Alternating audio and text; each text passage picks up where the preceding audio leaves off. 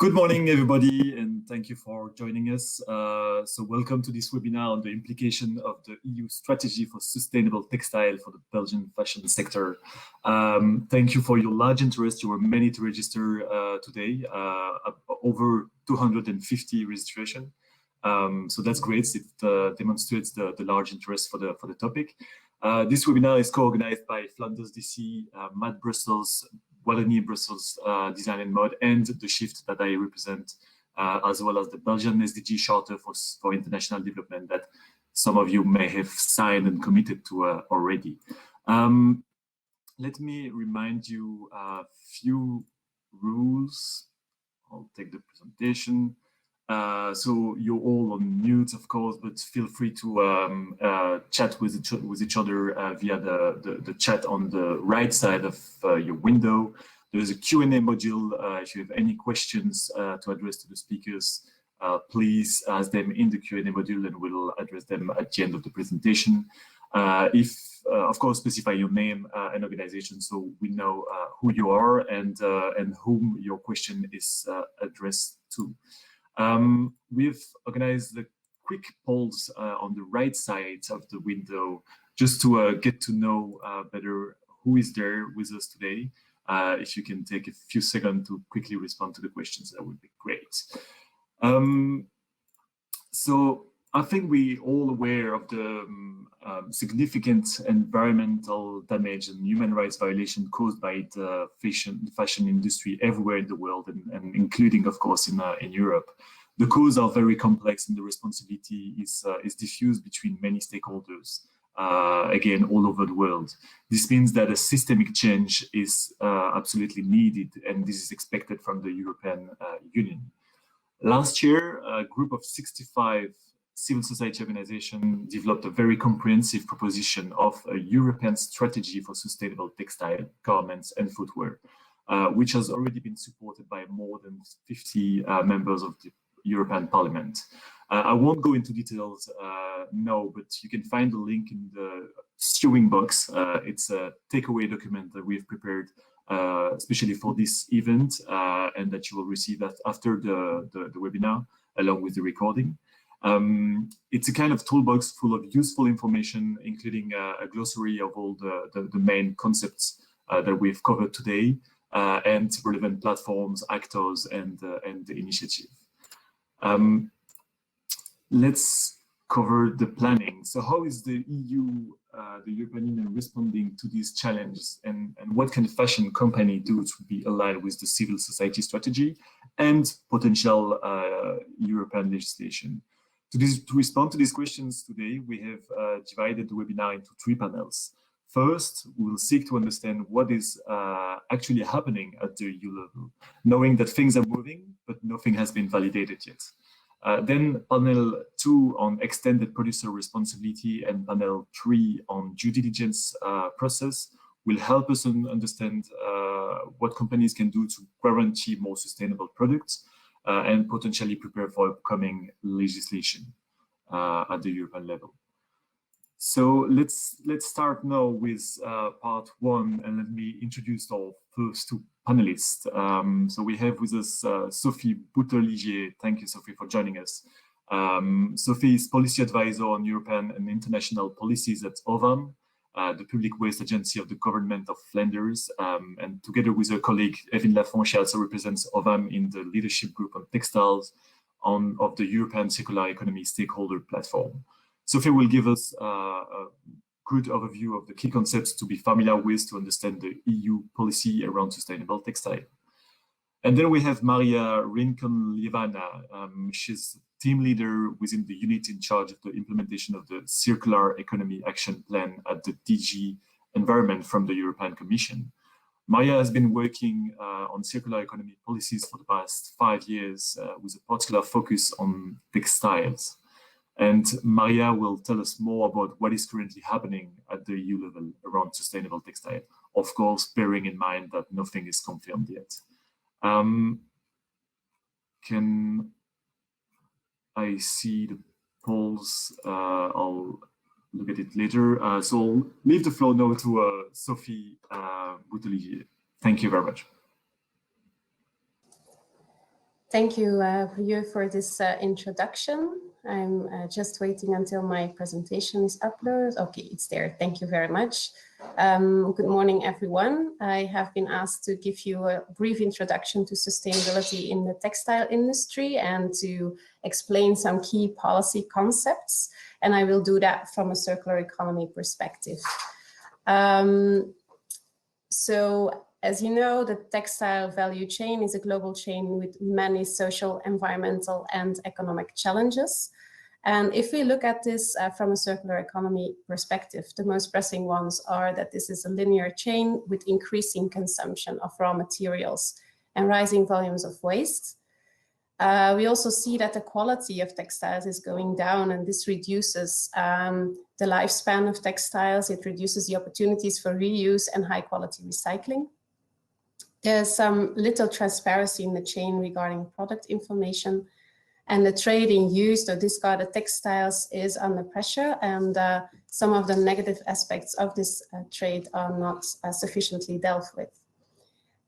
So this as a general background, and we've seen in the past years many initiatives, mostly voluntary, from industry or in public-private partnerships, but there is clearly a need for a EU framework for this. Luckily, in the past year, some very important EU policy documents have been launched, and Maria will tell you more about them.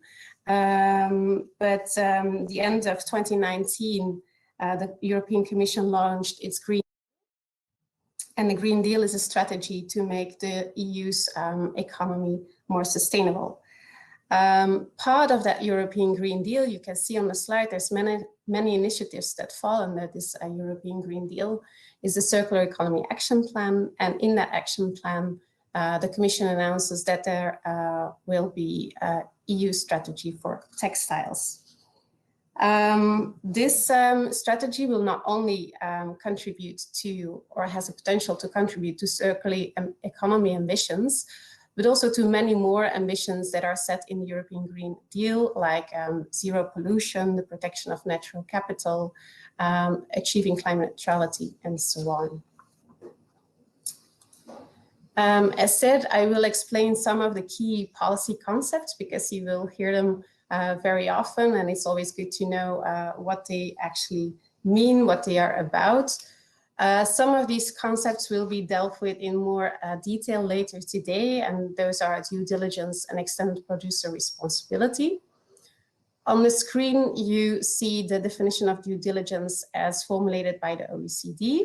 And so due diligence is a process enterprises should carry out to identify, prevent, mitigate, and account for how they address actual and potential adverse impacts in their own operations, their supply chain, and other business relationships. And these impacts relate to human rights, social issues, and environmental issues. When we discuss the circular economy, it's clear that linear business models of take, make, dispose are creating multiple challenges, and that we need to move to new business models. On this slide, I've put some key concepts that discuss this kind of new business models. If you're interested in more detail on this, I really recommend to have a look at two reports. One is a report by Systemic and Club of Rome. It's called System Change Compass. And the other one is Rethinking Ownership by Citra.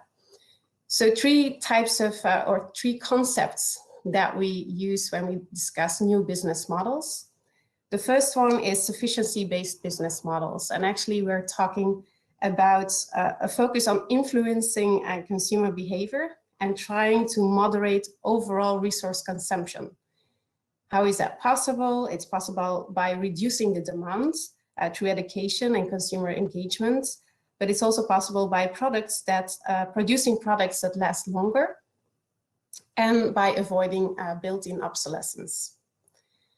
Then when we discuss circular business models, we are actually talking about keeping products and materials in circulation for as long as possible. And that means that they can be shared, rented, repaired, maintained, upgraded, recycled, or reused. And then producer ownership models, they link to circular business models.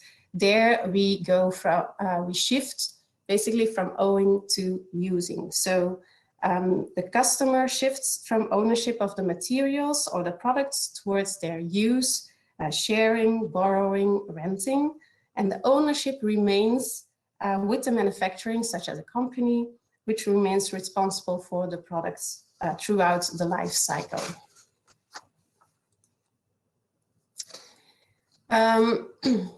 What is key in circular economy, and also when we look at textiles, is the design of the products and how well that is done. This greatly influences further steps down the life cycle of a product. Here, when we discuss design, we can discuss design strategies on the one hand, but also really requirements on the eco-design.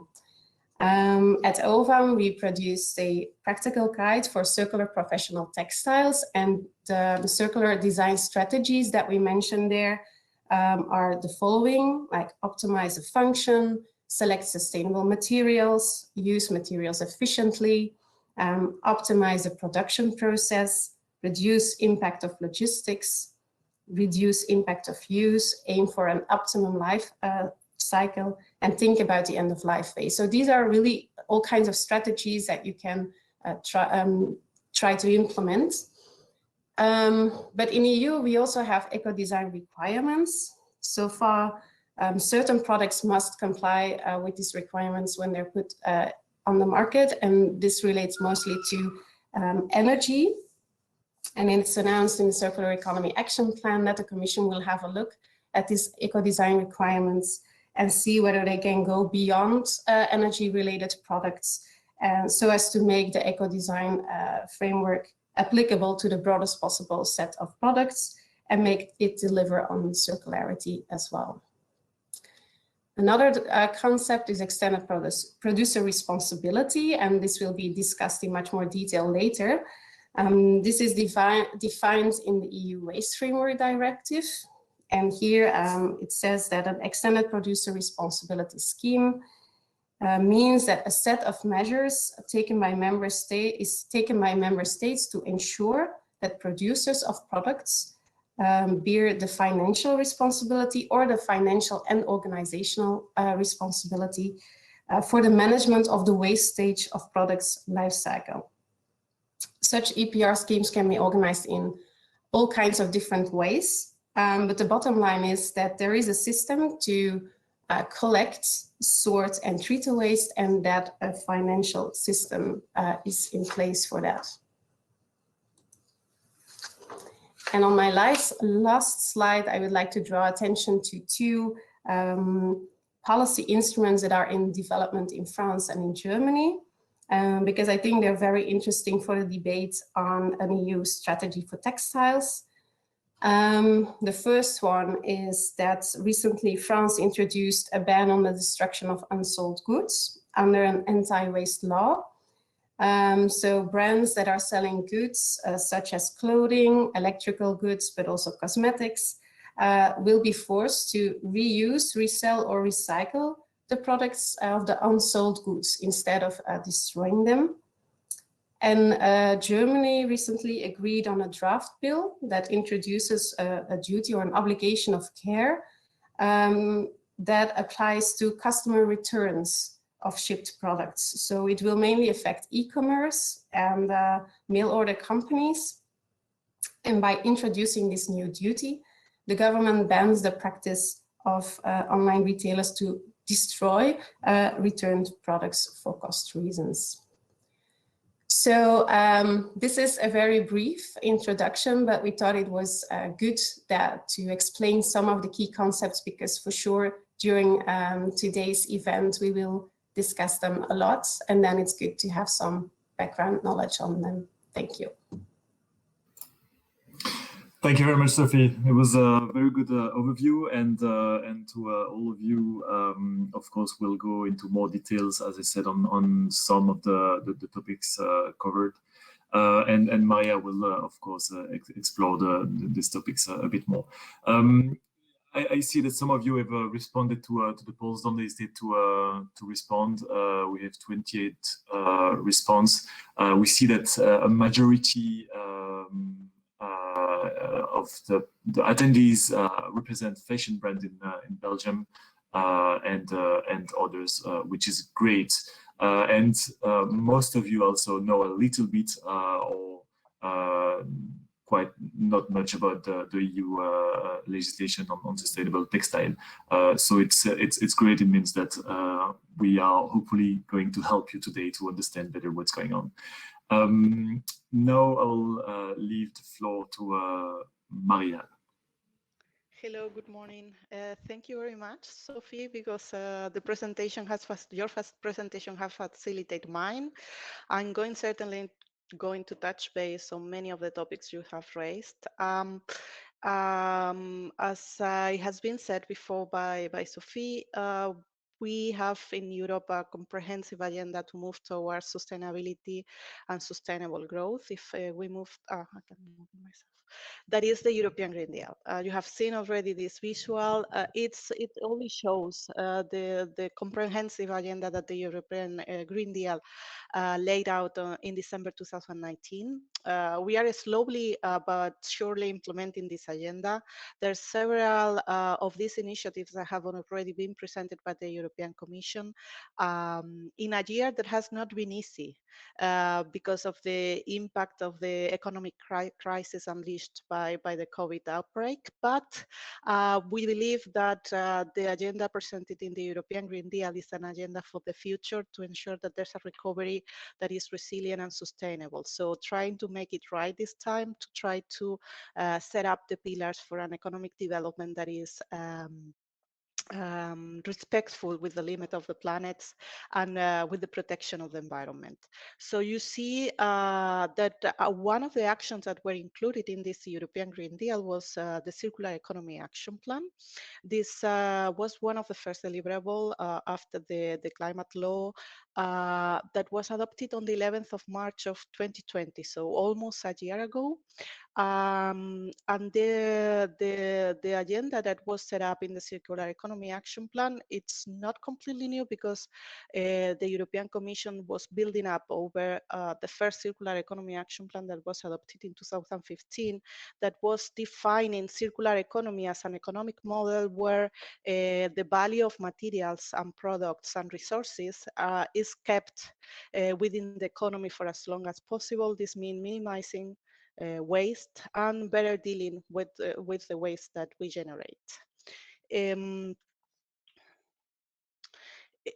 The new action plan presents a new vision for Europe, whereas the first circular economy action plan was looking at closing the loop, mainstreaming circularity along the life cycle of products, but also supporting the uptake of secondary raw material. This second action plan really looks at how we produce and consume in Europe, and proposes an agenda to change how we do it, not only to reduce environmental impact, but also to support the social agenda and the cohesion of the European Union, but also to boost competitiveness of businesses. And the action plan introduces this sustainable product policy framework, that is a framework that will be rolled out on the basis of 3 strands of work that are also very relevant for textiles. One is designing products that are sustainable in Europe, making sustainable products the norm in the EU, but also empowering consumers and public buyers to opt for these products and working on sustainable production processes. The action plan also identifies key product value chains where the potential for circularity is the highest, but also where the environmental impacts are also high. So trying to match the agenda of the circular economy in those sectors where there's more need for sustainability and resource efficiency. In the past action plan, one of the priority sector was plastics, and we saw that it was very successful to propose a material-specific approach, so looking at the whole life cycle of this material. Some of these we see it in the second action plan. For instance, in the case of textiles, we continue implementing the action on plastics. We continue as well with the objective of making packaging recyclable and reusable by 2030. We will look as well on electronics and ICT, and we continue mainstreaming circularity in the case of construction and buildings, and as well in the biotic side of the economy on trying to make food, water, and nutrients and the actions linked to them more sustainable, where circularity provides a benefit. The action plan continues looking at waste to try to reduce waste in the first place, and when it's not possible, to improve recycling and the use of recycled materials. As I has introduced before, the action plan identifies textiles as a key sector, a key product value chain, where the elements of the sustainable product policy framework will be applied. The Circular Economy Action Plan proposes to present a comprehensive EU strategy for textiles. And what the action plan announces is that the Commission will work with industry and with the stakeholders to make sure that this strategy is co-created and that it builds up in the several initiatives that on one hand have been announced in the action plan, but on the other have been put forward by the European Commission and stakeholders in the past years, because sustainability in the field of textile it's not new, and there's several activities that have been carried out in the past that can contribute to the circularity and the sustainability of the sector. You see here in this slide some of the highlights of the action plan regarding textiles, and I will try to go into more details in some of these in the next part of my presentation. In terms of preparation of the strategy, as Rio was mentioning at the beginning during the introduction, we need to take into account that we are right now in the preparatory phase. The Commission adopted the roadmap for the Sustainable Textile Strategy. That is a policy document where the Commission provides more detail on strategy. This roadmap was open to public feedback until the 5th of February. We received around 200 responses from stakeholders, wide variety of stakeholders, and we are assessing the results. The plan is that in the coming weeks, a month, we launch as well an open public consultation to continue gathering the views of stakeholders, and the plan is to present this policy document by the end of the year. So, I have prepared this 3 slide, but I think it was covered a little bit by the presentation of Sofie, why textile has been identified in the circular economy. I would say that it's for 3 major reasons. On one side, the economic perspective. We cannot forget that the textile sector has been one of the most impacted by the COVID outbreak. You have here the results of the survey conducted by Euratex, that is the European organization gathering in textile industry, which gives an overview of the difficulties of the difficulties for the sector linked to the crisis. We also look at the environmental impacts of textiles and the textile sector in terms of materials. We have a very recent report from the European Environmental Agency that talks about the impacts of textiles. For instance, is the 4th highest pressure category in terms of use of primary raw materials. There's a lot of waste that goes to landfill or incineration, which means that it's materials that we are losing. And then also we see that there's a tendency to when textiles are recycled, they are used for applications that don't keep the whole value, what is called downcycling in technical terms. There's other environmental impacts that are being looked at. For instance, the generation of greenhouse gas emissions, and also social impact. So there's a lot of reasons why we need to act, why both the European Commission but also stakeholders need to be more aware of the impacts of production and consumption of textiles. And this is some of the reasons why the textile sector was highlighted as with potential for circularity.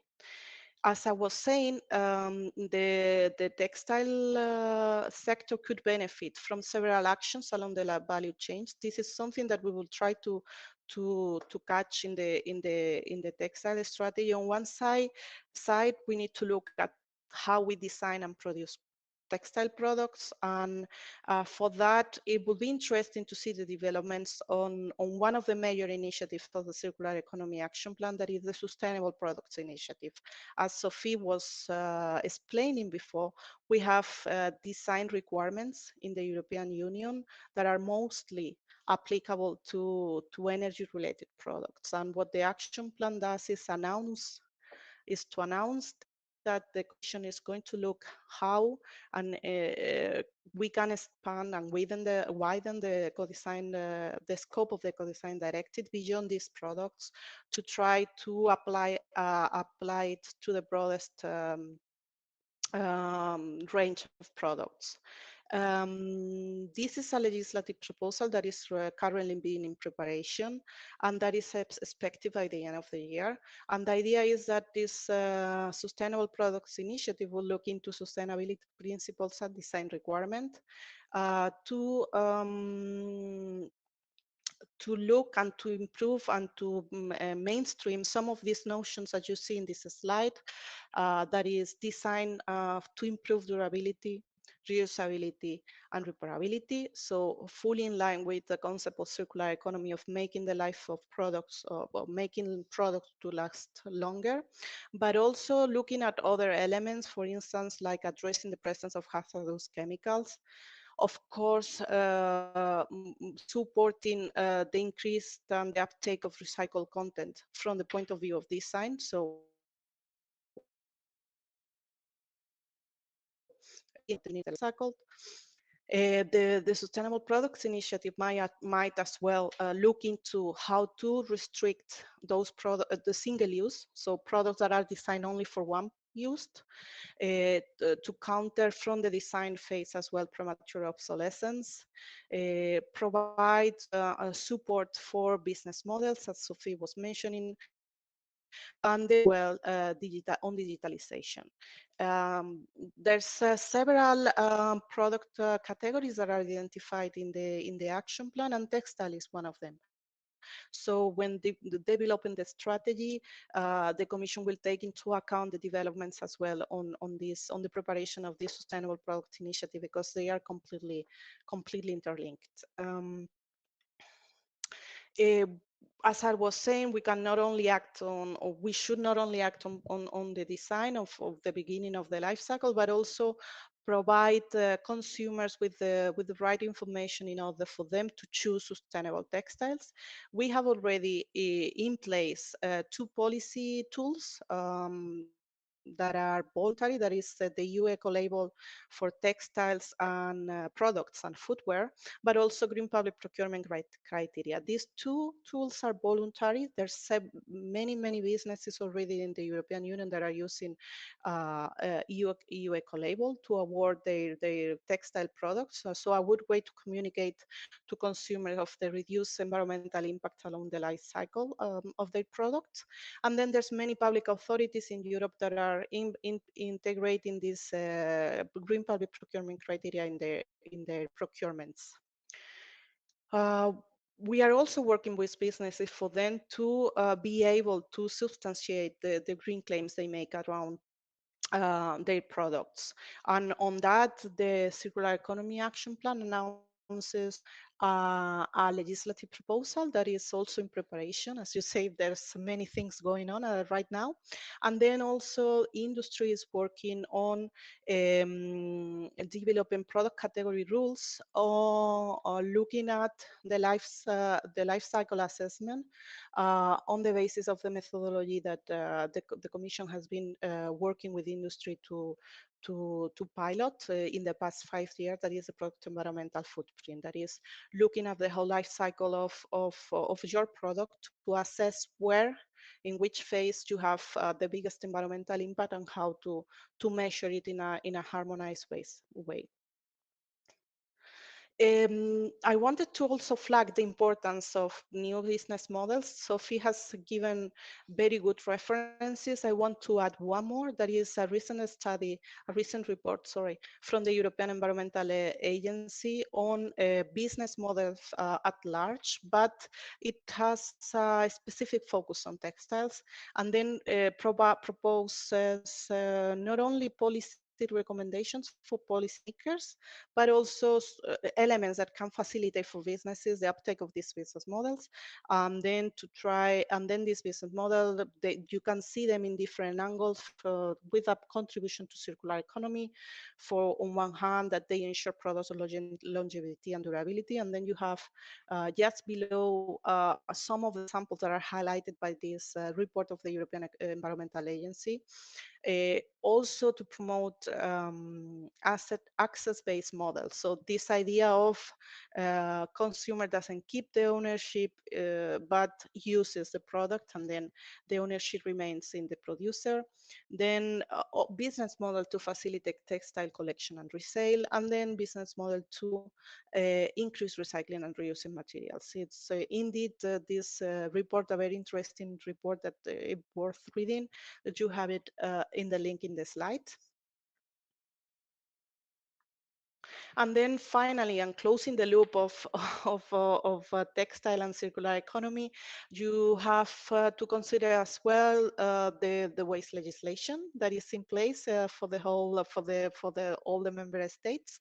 It was the latest review was adopted in 2018, what we call the waste package, and there are some provisions that are general, but also will impact textiles. For instance, the 2018 waste package introduces strengthened provisions on waste prevention that will look at several products, but it will include textiles.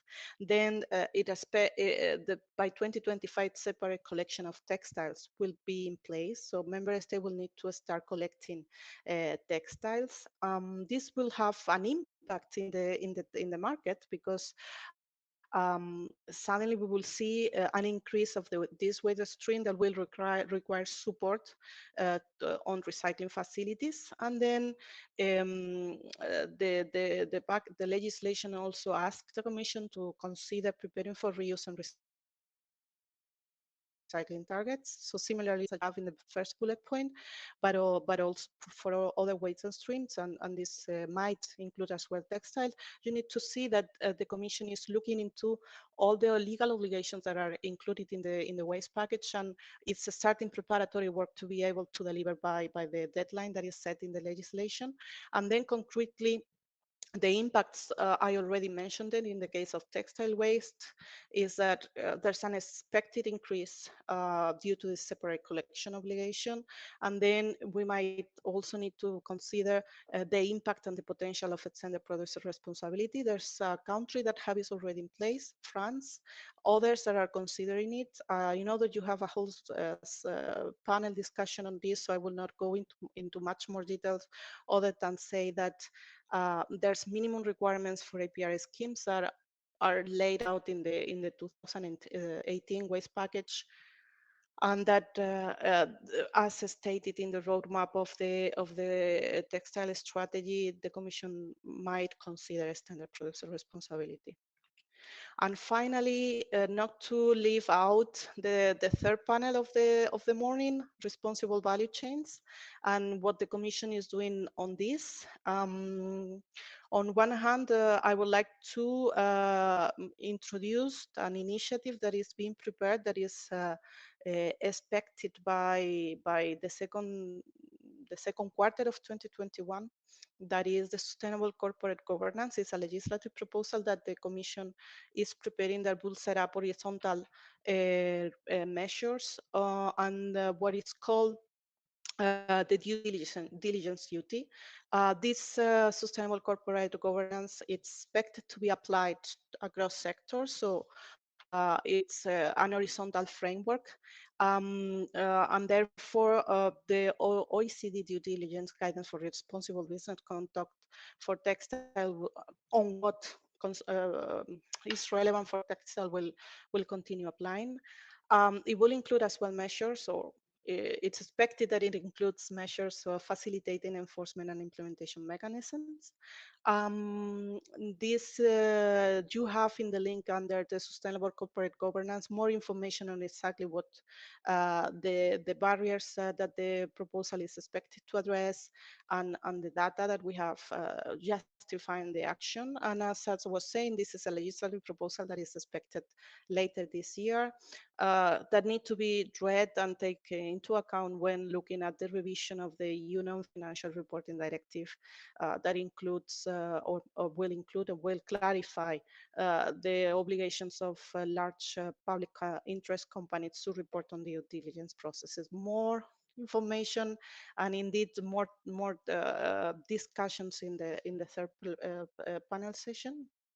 And then I would like just to finalize directing you to the Circular Economy Stakeholder Platform, where you find good practices, reports, knowledge, information, and also the possibility to exchange with other stakeholders on circular economy, and of course on circular economy applied to textiles. As Sofie was saying, there's work already on textile, and OVAM and other stakeholders are leading the work on this work. It's run in the Circular Economy Stakeholder Platform, so I encourage you to check it out. Thank you very much.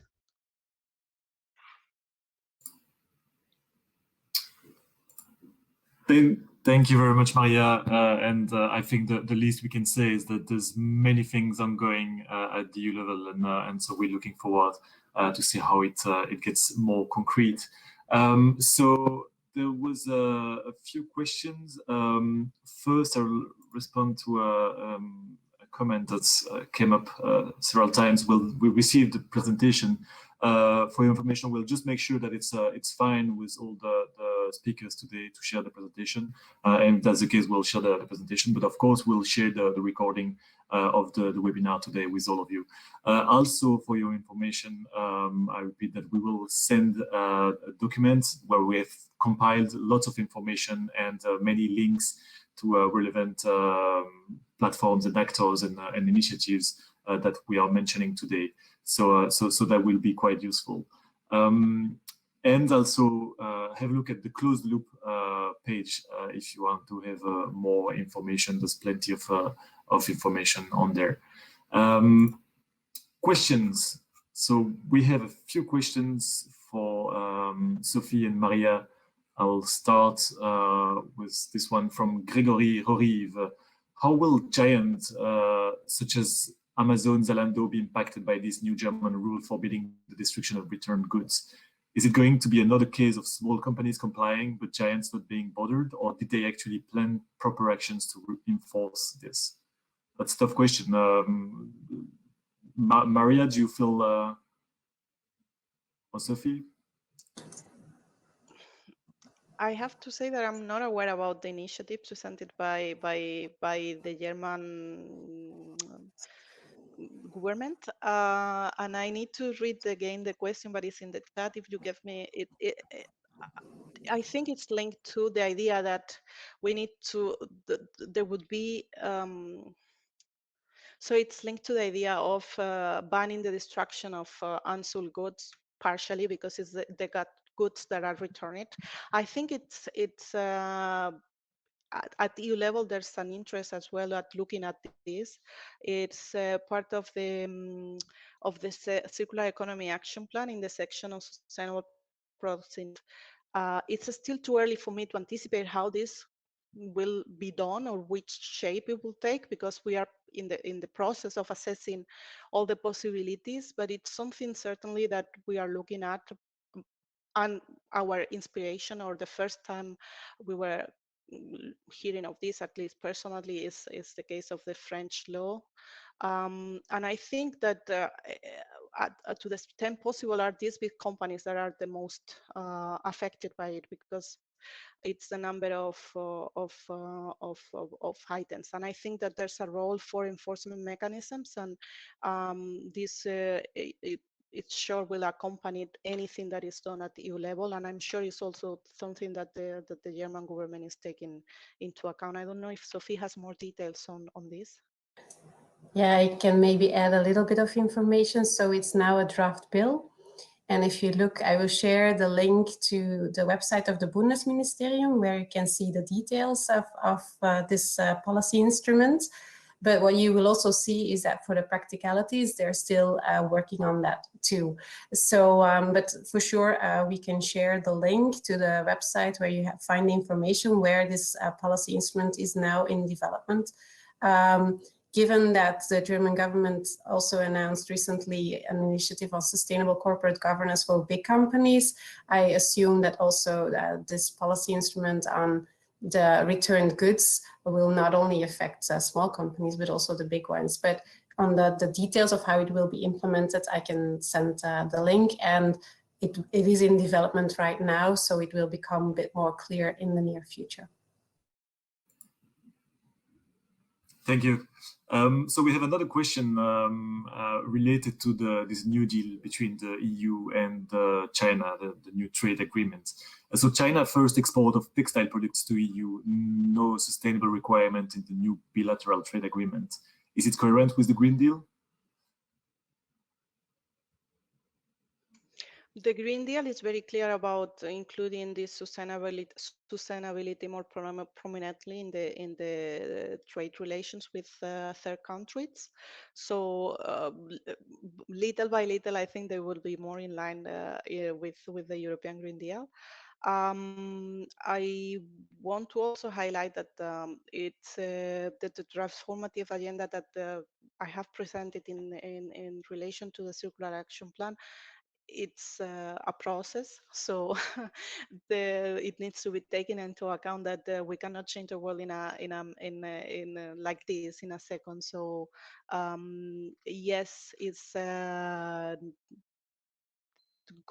going to take time, but the purpose is to create a system that ensures the highest standard on sustainability, both in the trade relations, but also when putting products in the market. And this is something that will be looked at with the Sustainable Products Initiative.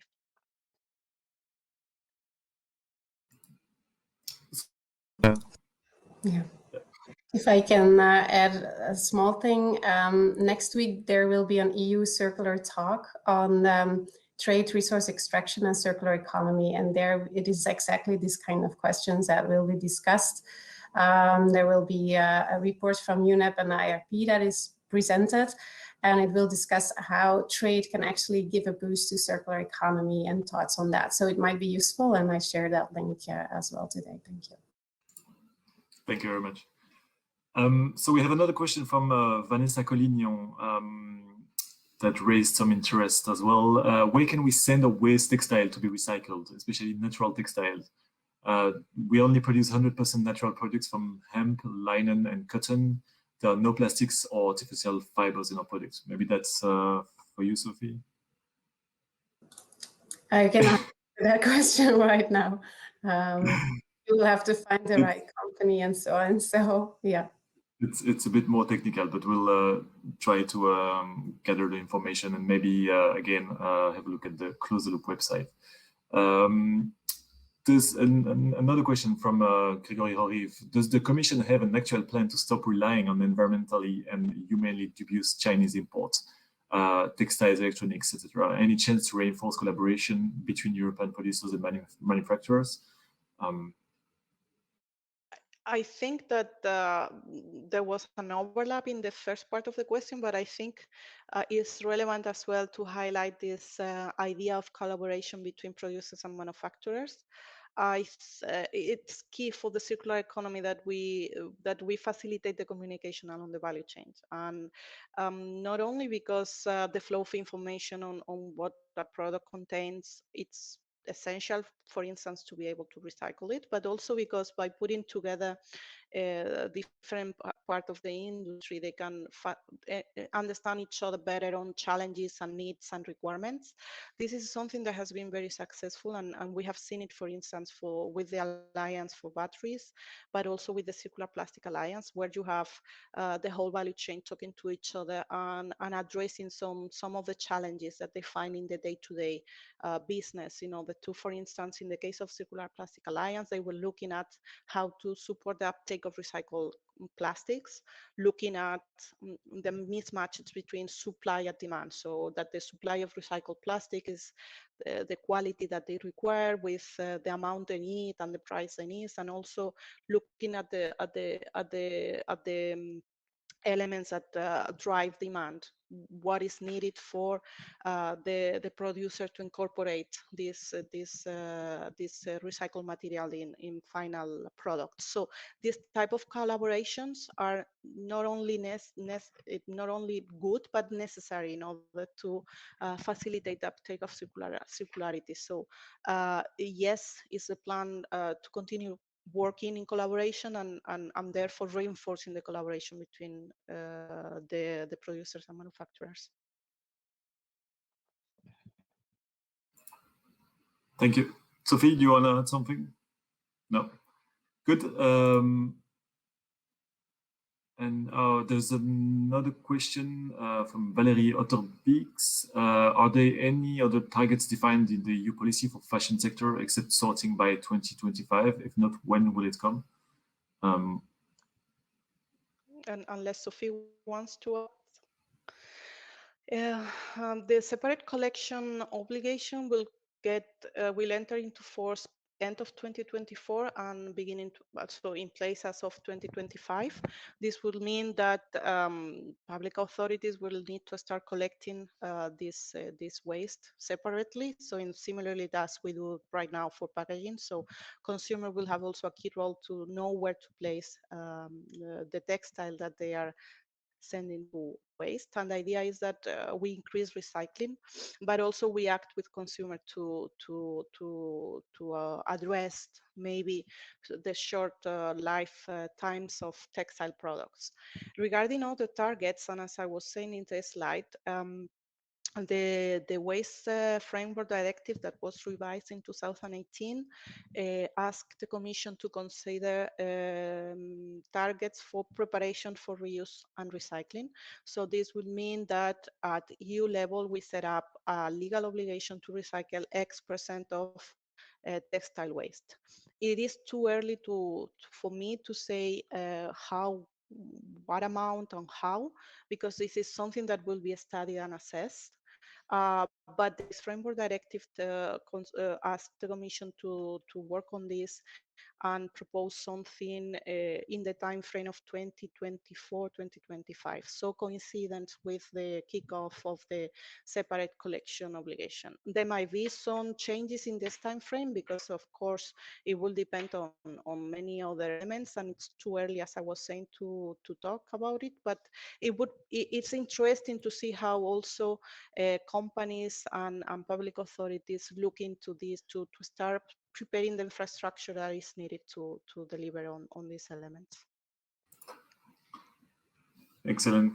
A last quick question before the break. We have 1 minute left, and that's probably for you, Maria.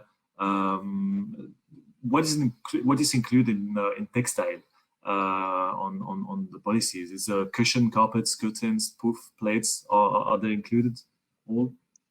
Well, it depends on the initiative that you are looking at, of the policy tool that you are looking at. And as I was saying in the presentation, I have introduced several policy tools already in place and others in preparation. The intention at the moment is that textile strategy covers textile more broadly and not only fashion. So it will include technical textiles or home textiles. But as I was saying, we are in the process of preparing this strategy. So you need to take this that I'm saying with a little bit of caution, because it is too early for me to confirm exactly this. But the Circular Economy Action Plan refers to textiles, and it doesn't make any difference in the sub-products of this sector. Okay, thank you. Well, thank you very much to both of you for your insights. It was very comprehensive and super interesting. Thank you all also for chatting using the chat window. I see there's a lot of interaction, and it's nice to see, because that's also one of the objective of today, is to create an interactive and environment and trigger dialogues between all actors in Belgium for more sustainable textile industry. So we'll take a short break and we'll be back at 10:30 sharp to start on extended producer responsibility. So see you in 9 minutes. Hello. Hello. Hello. Hello, welcome back, and welcome Céline and Emily. So let's start this new panel on the extended producer responsibility. So how to design a project for sustainable life, thinking about each step of the life of a product, from, of course, from conception to reuse and recycling. So today with us, we have Emily McIntosh, Policy Officer for Textile in the Circular Economy team at the European Environmental Bureau, the largest network of environmental citizens organization in Europe, with over 160 member organizations in more than 35 countries. Emily will give us a pragmatic introduction on the extended producer responsibility concept and how a legislation could be an opportunity for the environment and businesses. And then we have Céline Lejeune. Céline is the very committed co-founder of Bonjour Maurice, a slow fashion brand for kids. The clothes are designed for 100% sustainable life, from production to reuse and recycling. And it's quite impressive to see all the details they take into consideration. She will tell us more about it. Emily, the floor is yours. Hi there, everyone. Thank you so much for having me this morning. Can you see my presentation okay? Yeah, perfect. So yes, as Brooke said, I'm Emily McIntosh from the European Environmental Bureau. And I'm following the textile strategy and all the different files related to the forthcoming textile strategy. And we heard about that in the first part of the morning. And just a quick word on where we're coming from to this. We hear a lot about circular economy, and in our approach to circular economy for textiles is very much that you need to slow down and reduce how much resources overall are put into the circle, i.e. the economy in the first place. So we're really advocating for an absolute reduction of resource use approach across all the different policy instruments that will be part of the textile strategy. So today I'm going to talk about one of those instruments, which is EPR, so extended producer responsibility. So let's go to the next slide. So what is EPR? EPR can be defined as a market-based instrument, which is used to ensure that companies, so brands, retailers, and producers, are made responsible for what happens to the goods that they put on the market once they're no longer in use. So EPR exists in many different forms in different countries for electronic waste and packaging, and it doesn't exist yet, apart from in one country, which I'll come on to, for textiles.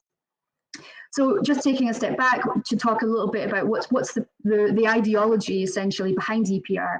So the idea is really putting a financial responsibility onto producers, and it's a strategy to incorporate all the environmental externalities that occur during a product's life cycle into the market price.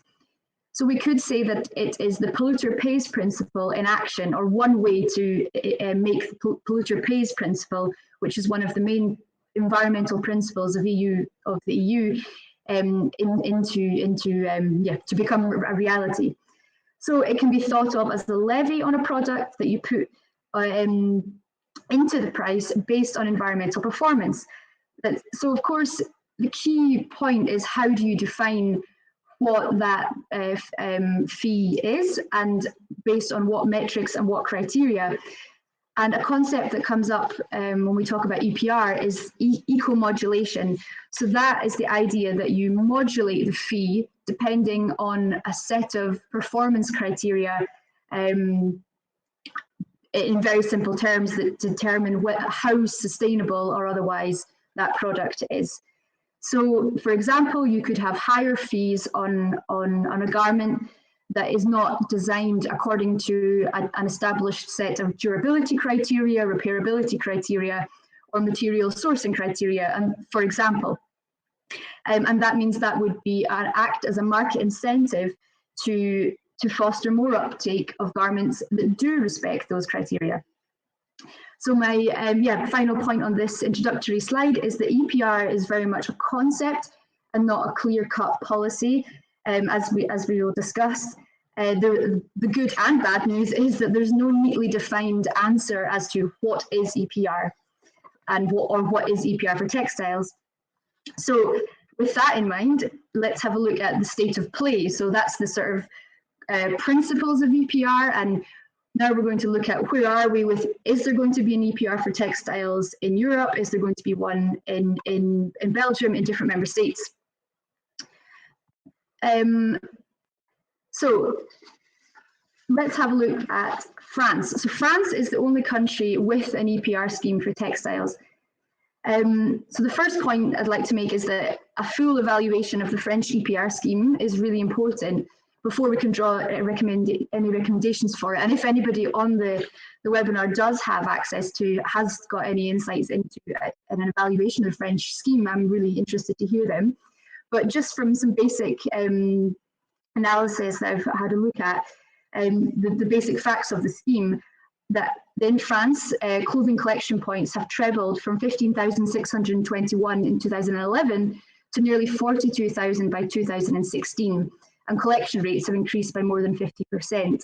And over 90% of items collected are reused or recycled, and 97% of retailers in France are legally compliant. So the Netherlands, France has EPR for textiles. The Netherlands wants an obligation for EPR for textiles. The Netherlands has said that it will introduce national rules on EPR for textiles, which it sees as a powerful instrument to encourage sorting, reusing, and recycling of textiles. But it also calls for a mandatory EU-wide EPR for textiles, given the interconnectedness of the EU market. And Sweden has also made plans to introduce an EPR textile scheme from the 1st of January 2022. And it may or may not include clothing, and it could be limited to just hotel and hospital textiles. So as you can see, different emerging approaches with different scopes. So yeah, very much, I think over the next months and years, we'll see different countries come out with different commitments on EPR. And in the UK, of course, not an EU member anymore, but it was quite a landmark report. A parliamentary committee recommended that the government put in place an EPR scheme for textiles, but this was rejected by the government. So it'll be interesting to see if that recommendation resurfaces, because of course, UK no longer in the EU, but still a very influential and important market when it comes to, particularly for fashion. So, and yes, as was mentioned in the previous discussion, when we're talking about textiles, are we talking about fashion? Are we talking about carpets, mattresses? So I think that's the case for EPR as well. Here I've talked about EPR schemes for textiles. So it's an open question. Will EPR have, how will EPR be designed to tackle different textile product categories? So as I mentioned there, some countries have expressed the wish for an EU approach.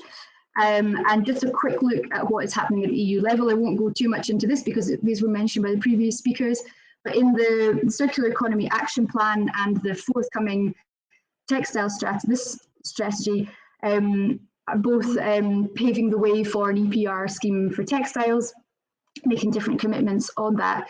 And the Commission is also currently working on a non-textile specific guidance document on eco-modulation. So, as I said, the key question is, and this is something for you to reflect on, would you prefer a mandatory EU-wide EPR for textiles or a different member state by member state approach? Of course, there's many things to think about there. The main one would be the risk of patchwork if you have different EPR scheme in the Netherlands, in Belgium, and France. And then a more general thought about the risks of EPR schemes. And this is why it's important that we have a really full evaluation of the French scheme, is that there's also a risk with EPR in terms of governance. So how is an EPR scheme governed? Who decides how the EPR fee is spent and on what? That's a really, really key question when it comes to EPR. And brands can essentially manage their own EPR schemes, which can be fine. But if that involves just giving consumers more vouchers to consume more new textiles, I think we need to question to what extent such an EPR scheme is actually tackling overproduction and overconsumption. So we must pay close attention to depending on how an EPR scheme is designed, producers and retailers can have different degrees of control of the waste treatment. So yeah, just some food for thought and some risks that can occur.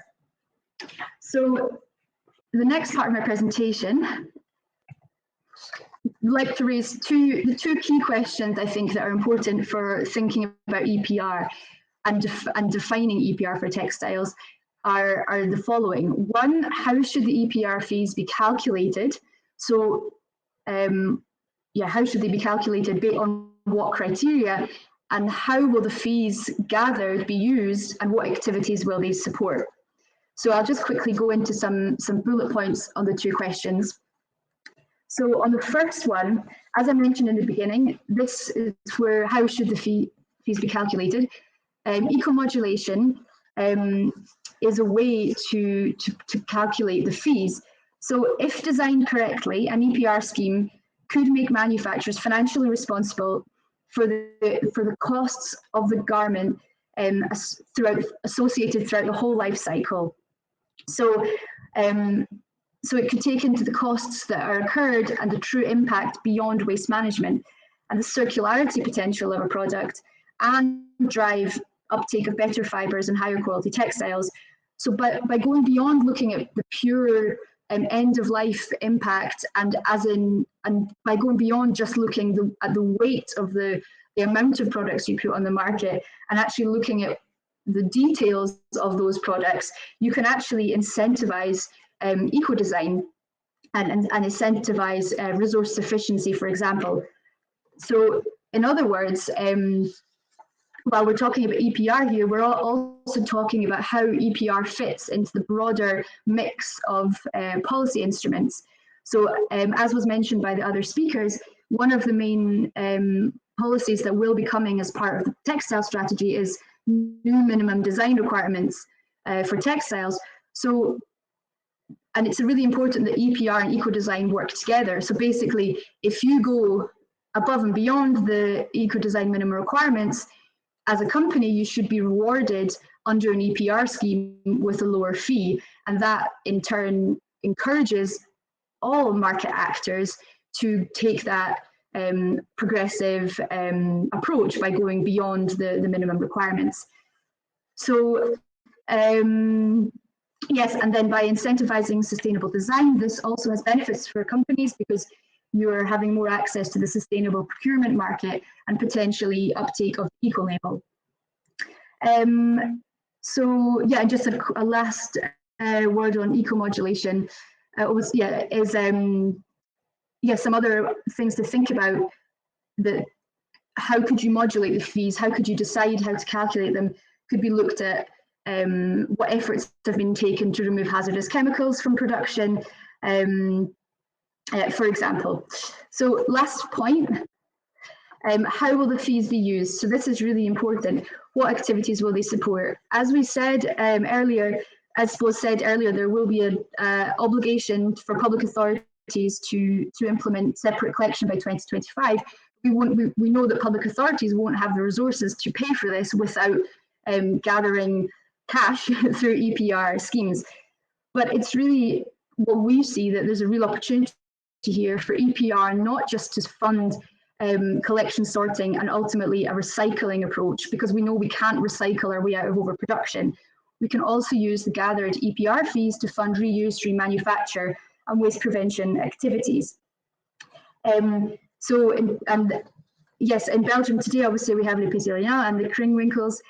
We know that a key challenge for social enterprises that collect secondhand clothes is the societal service they provide by dealing with all of the waste that they can't reuse. So maybe EPR fees could better support these types of operations. So then, very last point is, yes, why is EPR an opportunity for the environment and for textile businesses? So the basic point I want to make is that companies can be proactive. We don't know what EPR is going to look like yet in Belgium, whether it'll be a country approach, whether it will be an EU approach, but companies can anticipate this and already take steps to improve durability, repairability, and overall environmental performance of products, because that will stand them in good stead for being for having a lower EPR fee potentially. And of course, we know that citizens, consumers want planet-friendly textiles. So this is something that's also going to be important for the bottom line in terms of keeping in line with consumers' expectations. I think that's my last point. And yes, my last point is that to be proactive and engaging in forums like this, I think is super important. And to keep in mind that EPR can be more than just thinking about who pays for and organizes recycling. So looking forward to shaping the future of EPR in Belgium and beyond together. Thank you. Thank you very much, Emily, for this super interesting presentation. I want to stress something that you said at the end, is that indeed we don't know what the legislation will look like yet, but it shouldn't be a reason for enterprise not to start doing things on a voluntary basis, and that's the most important. Not only because there will be potentially legislation, but because it's needed for the environment and the social conditions all over the world. Thank you, and I think Céline's presentation will be super complementary to what you just presented. Céline, you will tell us more about your own initiative and how you made products that are 100% sustainable. Hello. Thank you, Bria. Hello to everybody. Thank you for the presentation. So yes, my name is Céline. I am the co-founder of Bonjour Maurice. And Bonjour Maurice was launched in 2017, and since the first day, we created the brand with a strong circular economy purpose. So let us not lie, as a brand that commercializes a new garment, we have an environmental impact. But since the beginning, we committed to have the lowest impact as possible. And for this reason, we tackle the whole product life cycle. So to illustrate, yes, our approach, I like to reuse the closed-loop model that illustrates each step of the project life cycle. So I will start with the first step, that is the resources phase. And for the resource, as many other brands, I will just move, yes, to the next slide. For the resources phase, as many other brands, we only use recycle of organic cotton, and the organic cotton is the global, our organic cotton is GOTS certified. The GOTS is the international label, very well known, the global organic textile standard. As of today, many brands are committed to this phase, the resource phase, but as I explained just before, the feature of Bonjour Maurice, it's ready to tackle the whole product life cycle. So we decided to go further than only on the resources phase. The second step is it's a very important step, is the eco-conception. And at Bonjour Maurice, we design a garment that will obviously last over time, but also be worn more often. At that point, it's a real challenge in the fashion industry. So very concretely, Bonjour Maurice is reversible, unisex, casual, comfy, colorful garment to become the preferred brand of our kids and to be sure that they will wear our clothes as often as possible. It is a point where Bonjour Maurice innovates since the beginning. The third step of the closed-loop model is the production.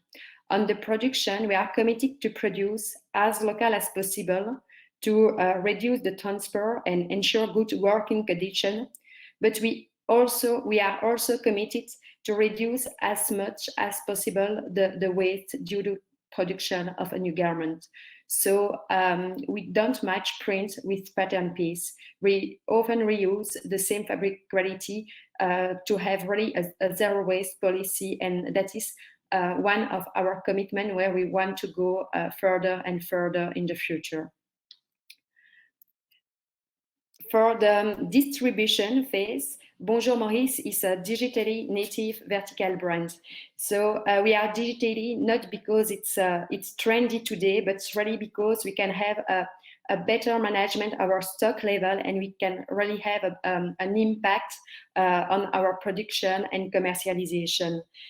So we have a lower time to market. As of today, it's 3 months. For the capsule collection, we managed to have a production in 3 weeks, reducing the time to market allow us to have a really better production in terms of sales, and so a really better stock management and stock level. On the consumption phase, it's I will say the second most important phase at Bonjour Maurice, where already we innovate compared to compared to competition. So as other brands, we sell garments at units, but as nobody else on the market, we also commercialize a capsule wardrobe. And there we educate consumers to consume the good quantity, just what you need to dress your kids. It's neither too much, neither too little. And today we are the only brands on the market that sell at unit, that sell product at unit, but also with capsule wardrobe that we call the box. And the box is 5, 7 of 9 garments at a fixed price. And as everything is reversible, the box of 7 garments, with the box of 7 garments, you manage to have up to 48 outfits. And there it's very with the eco-conception two phase where Bonjour Maurice innovate compared to competition. For the last step of the product life cycle, we propose an end-of-life program, and it's our fidelity program where we have a take-back model. So we offer a voucher of 20% of our customer for reuse garment, Bonjour Maurice garment. And this second hand, we sell this second hand on our website or with partner. So that is our approach that we develop, and we are committed today to really have an holistic view of the circular economy and the product life cycle, and to tackle each step with commitment as of today and engagement for the future. So I think that I go through the whole presentation. Thank you. Thank you very much, Céline. And I can personally testify of the quality and how nice the product of Bonjour Maurice look. We will do a quick poll.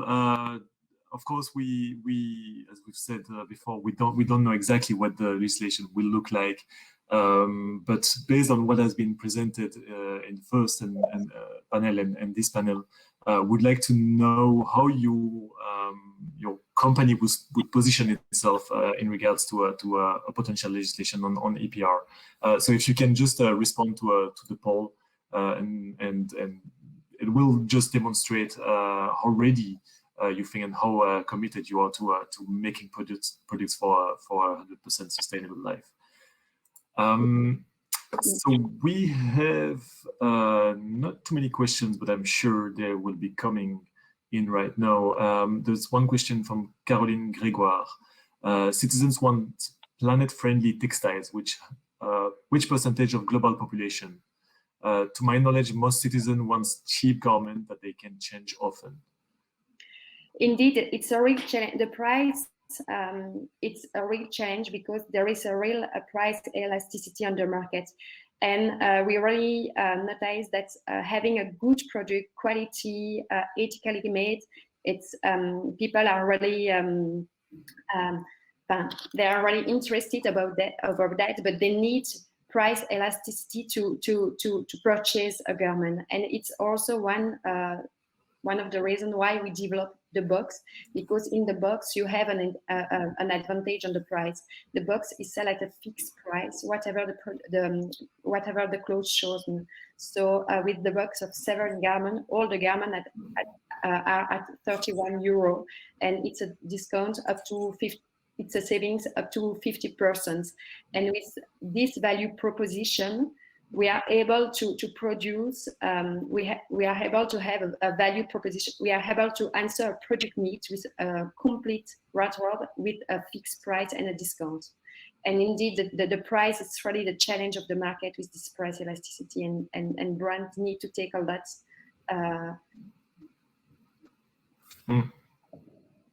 Maybe I can also answer that question.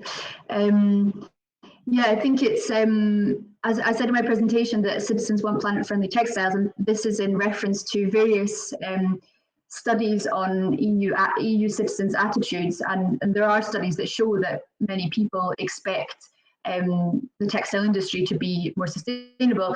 But of course, I take your point that we also know that lots of consumers do buy cheap garments. But I would respond to that by saying that it's not necessarily because people want to do that. It's just because that's the conditions, that's the economic conditions that we all live in. So our demand is for EU policies and to drive resource sufficient consumption, and to make it the case that sustainable products are the norm and not the exception, so that more of the really innovative and progressive measures, such as Celine outlined, becomes the norm, and something that's, the worst fast fashion, that's the exception. So it's really about using market measures and binding rules to change what's profitable, so that it doesn't just become the most front runner companies that have to struggle and take economic risks to make more sustainable options for people, which of course we know will be more expensive in the first instance. So it's really about making that shift and turning things around. That would be how I would view how we view the reality that, of course, lots of people are buying cheap garments, but I don't think it's because they inherently love that. I think it's just because that's the economic reality that we're living under. Indeed, definitively, and I will say that there are, in the life cycle, in the world life cycle, we have the brand, the producer, but we also have to educate the consumer. There are really two phases that need to be addressed. Yeah, no, super clear, and indeed, I think we all have an important role to play here today in making that shift, that systemic shift. There's another question from Caroline Grégoire. Jeans redesign is a circular eco-design promoted by Ellen MacArthur Foundation co-design with brands, textile experts. Brands use it more and more. What's your view on these redesign principles? What I think about it was because I was reading the chat. Could you repeat me the question, please, Brio? Sorry. I was reading and so the two things together, it's not possible for me. No worries. So it's a question about the Ellen MacArthur Foundation. Jeans Redesign is a circular eco-design promoted by Ellen MacArthur Foundation, co-designed with brands, textile experts. Brands use it more and more, and the question is, what's your view on these redesign principles, if you're aware of them? Yes, yes, and it's a point that the redesign and the eco-conception, we can go further and further. And in the past, yes, we designed a product based on fashion trends for a temporary time, and it's very important to think on the long term to have a design that lasts in terms of fabric, in terms of pattern, in terms of different aspects to produce something that can last over time.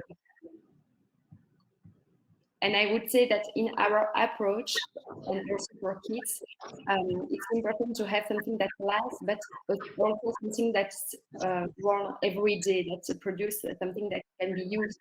It's why Bonjour Maurice decided to be very casual, to become, our challenge is to become the preferred brand of children, to be sure that they wear our garment as much as possible. Yeah, I can just quickly answer this as well. I mean, from what I know of the jeans work from Ellen MacArthur Foundation, I think they've done some things like getting rid of rivets in jean design. So it's really about designing for disassembly. So I think what we can learn from this Ellen MacArthur work is and other pieces of work on eco-design is that when you're talking about eco-design, there's so many ways to approach it. So are you designing for durability? Are you designing for repair, for disassembly, or for recyclability, or a combination of all of those things? And designing for repair. I'm not sure if that's no, I don't think it's from the Ellen MacArthur one, but things like keeping a larger facing in a garment, which allows the consumer to have more fabric to work with if there's a hole in their garment and they need to find another bit of fabric to repair the hole. So I think it's really exciting, these small design details that can increase a garment's repairability, and then of course in turn its durability. Yes. So I think we really need to kind of learn from all these initiatives that are going to inform the development of the what will become the binding new eco-design requirements. Yes, and in the kids industry, we created a lot of needs with the gender. The gender came from during the 80s to create new markets, and also with the size, because we create the fast fashion created many sizes that are not needed for the consumer. So those points were also taken into account at Bonjour Maurice, and it's why we create unisex garment to be sure that they can be worn by both gender. Thank you. There's another question that I've been digging up in the chat. I remind you, if you have questions, ask them in the question module. It will be easier. So to be more sustainable, I would produce in Belgium, but prices are too high. How can we do to have a correct selling price at the end? Yes, but that is a real challenge indeed, because as of today, we produce in Portugal. For price reason, also because in Portugal we have where the fabric are created, so to reduce the transfer. At the beginning we started in Belgium, but it's not so easy to produce in Belgium because the price is much more expensive, and so if you don't sell the product, you have an issue as well. So it's the challenge, and I hope that in the future we could have more opportunity in Belgium. Thank you. Emily, you want to say a word? But yeah, I mean, I don't have so much to add on this one, but yeah, indeed, it is the main challenge, and I think just to repeat, I think that it is about changing the market So the more that we have all the different pieces of the textile strategy that increase demand for less fast fashion, more sustainable textiles, that all plays a part in bringing down, in creating the conditions that are more economically favourable for that type of activity. Thank you. And there's some interesting response as well in the chat. Matthias Slaving saying that it's possible they're doing it, but also because it's a niche market that they're working in. So in some cases that can work. I don't think we have one question, but you can answer that in writing. But I'm quickly asking from B. Noé, I'm curious, which studies are you talking about? I'm into consumer inspiration. Yeah, so there's the Eurobarometer, which is the European Union's own survey of European Union citizens' attitudes, which it carries out every 6 months, I think. I can find the links and share them afterwards. And there's one of our members, Changing Markets, did some research a few years ago, which into expectations of consumers and the difference between their expectations of what they expect from the fashion industry in terms of ethics, environmental impact, climate impact, and then the reality. So that's the two studies that I'm referencing when I say that. And there's probably many others as well, but yeah, happy to send those to you. Thank you.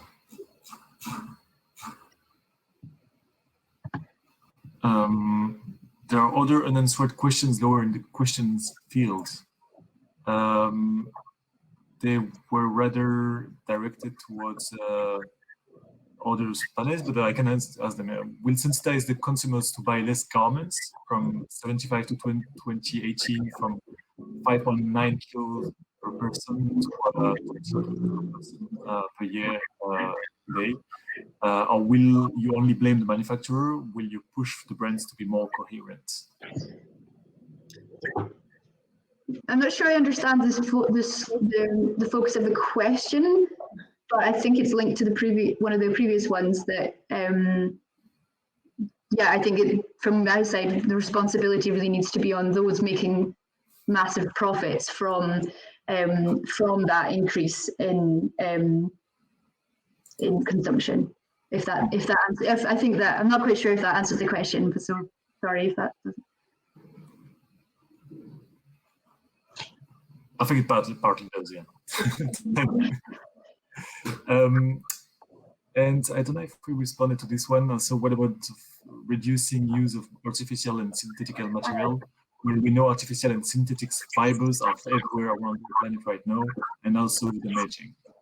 I can, yeah, for us, it's really important that we don't, let's say, give synthetics a free ride in sustainability initiatives. And there's lots of problems with the many schemes that the metrics they use to compare fiber to fiber. And I think we can't forget that synthetics are from oil, they're fossil fuel based fiber.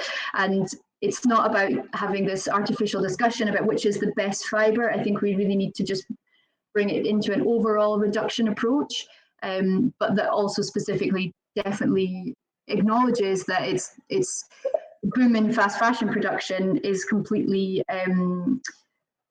it goes hand in hand with the boom in polyester production over the last 2 decades. So we can't separate those two things. And also I just saw there was a question underneath also from Vanessa on bamboo. And I think that question really touches on greenwashing, and that's going to be another really important aspect of some of the EU policy initiatives that were outlined by Maria, notably on how to substantiate green claims. So that's a huge topic, obviously, but and it's linked to EPR. How do we determine what criteria and what metrics do we use to determine what is sustainable and what is not? So I think that's really crucial. Yes, and I think also that it's important to have a global approach and to have engagement as of today, but also commitment for the future. Because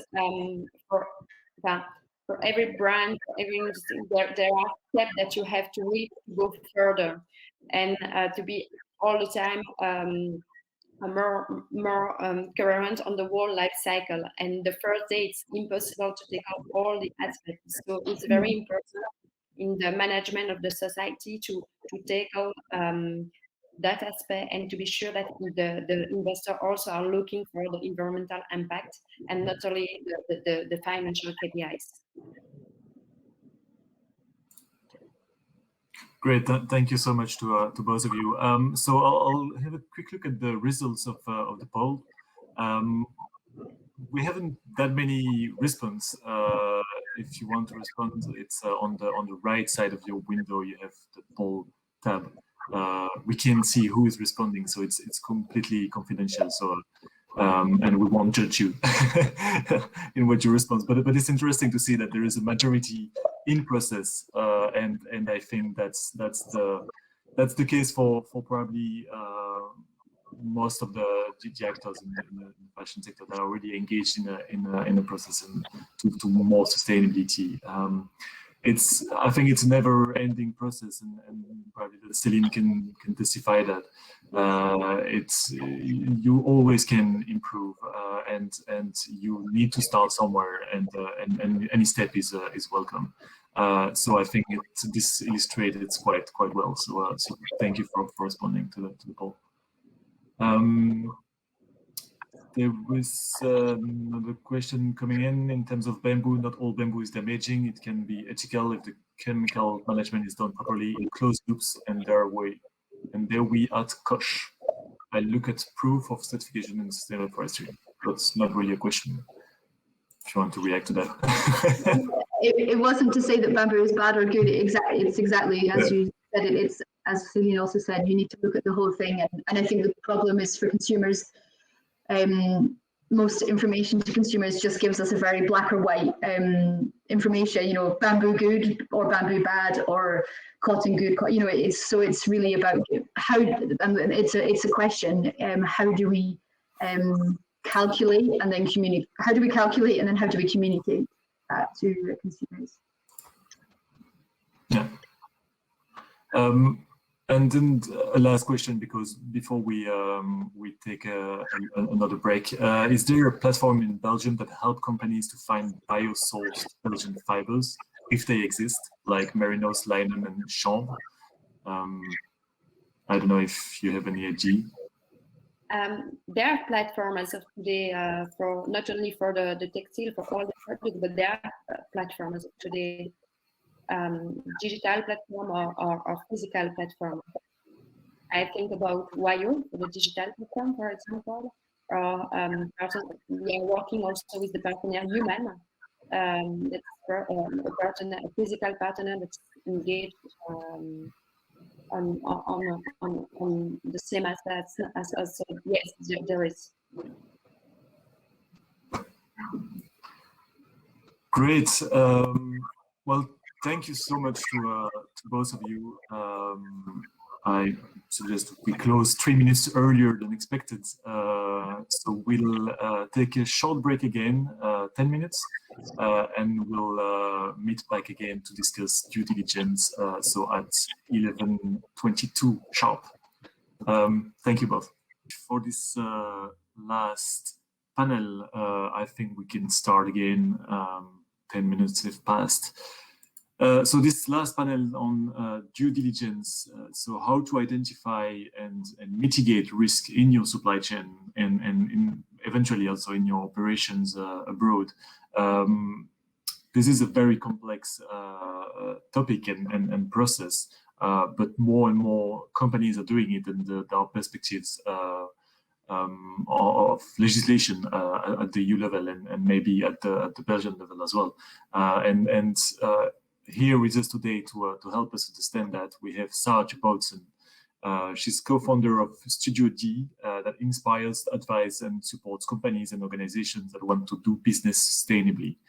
She has worked before as a sustainability manager at Class Retail Group, as a sustainable business advisor at VOCA, and as a freelance sustainability coach for various companies in the textile sector. Sarcha will give us a pragmatic introduction to what is due diligence and how you can start the process as a fashion company. And then we have testimony from an enterprise from Tien Buysens, who's head of sustainability in charge of the due diligence process at Bell & Bow, a Belgian family business committed to build a sustainable future. Tien will share with us some insights on how SME can contribute to make the fashion industry more transparent, sustainable, and fair.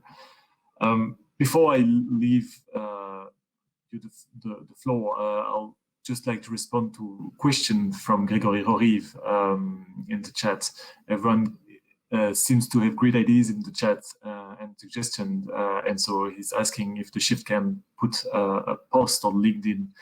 So that's definitely something that we can do, and again, there is a LinkedIn page that has been created by Flanders DC and with our contribution for this purpose exactly. So we'll share the link again in the chat. Thank you, and Sarcha, up to you. Thanks, Brieux, for the introduction. So yes, at Studio D, we offer support and advice to companies, also to fashion companies, to do their business more sustainably. And while you all know, already highlighted by the previous speakers, there are a lot of sustainability issues related to the fashion sector, like safety issues, like chemical issues. Both have impact on the workers as on the environment. We already spoke about the enormous ecological footprint of the textile sector, and of course there are a lot of social challenges too, like excessive overtime, child labor, forced labor, of course also living wages, etc. So a lot of challenges. And so, yeah, due diligence, that's about identifying those risks and trying to avoid and to limit these risks. So by taking up your corporate responsibility, by managing the risks in your supply chain, and by striving to transparency, to identify and to tackle all these bottlenecks. So if you want to take due diligence seriously, you need to dare to challenge the price-only mindset. So in general, a buyer is looking for the best price and the best quality for this price. But yeah, it's the challenge is to also incorporate ecological and social aspects into that quality, that you really incorporate sustainability into your procurement procedure. And yeah, you have to find ways in your way of working on how you can deal with this. It's also very important, of course, to have a support base for this within your company. So I think it's also about taking up an engagement by the management in doing this, in taking up sustainability in your procurement processes. You also need a support base within the procurement department with buyers to do this. Maybe that's already a first challenge to raise awareness on sustainability issues and how you can tackle these. But yeah, the next thing to do is really about knowing your supply chain. Supply chains of clothing, with supply chains in general within the textile sector became really long and big and over the time and very complex. For example, for a simple cotton t-shirt, it starts already on the cotton field, where it's a big water footprint, where a lot of pesticides hurting the local communities. Then from yeah, the cotton is getting yarn. From yarn, it's going to the weaving mills, upwards to the CMT fabric. So in all these fabrics, you have ecological and social challenges. Then there is the packaging and the transport, often from Eastern production countries, coming by plane or by boat. To Europe, and via the distribution channels of our brands, finally to the shops and to your closet. But you see, it's a very long chain with a lot of different challenges. So how can you get more control on knowing your supply chain? It's always good to limit your number of suppliers, to build up long-term relationship with your suppliers, so that you really know them, that you can go into dialogue with them, that you can ask them questions, etc. So that makes it easier to identify your suppliers, because most brands, they know their tier 1 suppliers at the CMT factories, but it's much more difficult to know also the tier 2 and tier 3 suppliers. But by limit your number of suppliers, you will also limit the number of risks within your supply chain. And then, in that supply chain, it's a huge task to identify the social and environmental risks. As we know, there are many and several types of risks, like health and safety issues. We all know about the Rana Plaza disaster in Bangladesh. So there are issues about building safety, electricity safety, fire safety, but also within the factory. What about ergonomic conditions for people who have to work sometimes 90 or 100 hours within a factory? What about the storage of chemical materials and protection by gloves for cutting, etc. So a lot of health and safety issues that are actually relevant for every factory. But also you have certain high-risk countries. It's important that, for example, if you source in Bangladesh, there are risks like payings without below legal minimum wage or excessive overtime, child labor. You need to know those risks and control them. For example, if you work in China, there was over the last decades a good increase in the legal minimum wages. But for example, at this moment, there are different warnings about the risk for forced labor of Uyghur minority people that are forced to work in factories.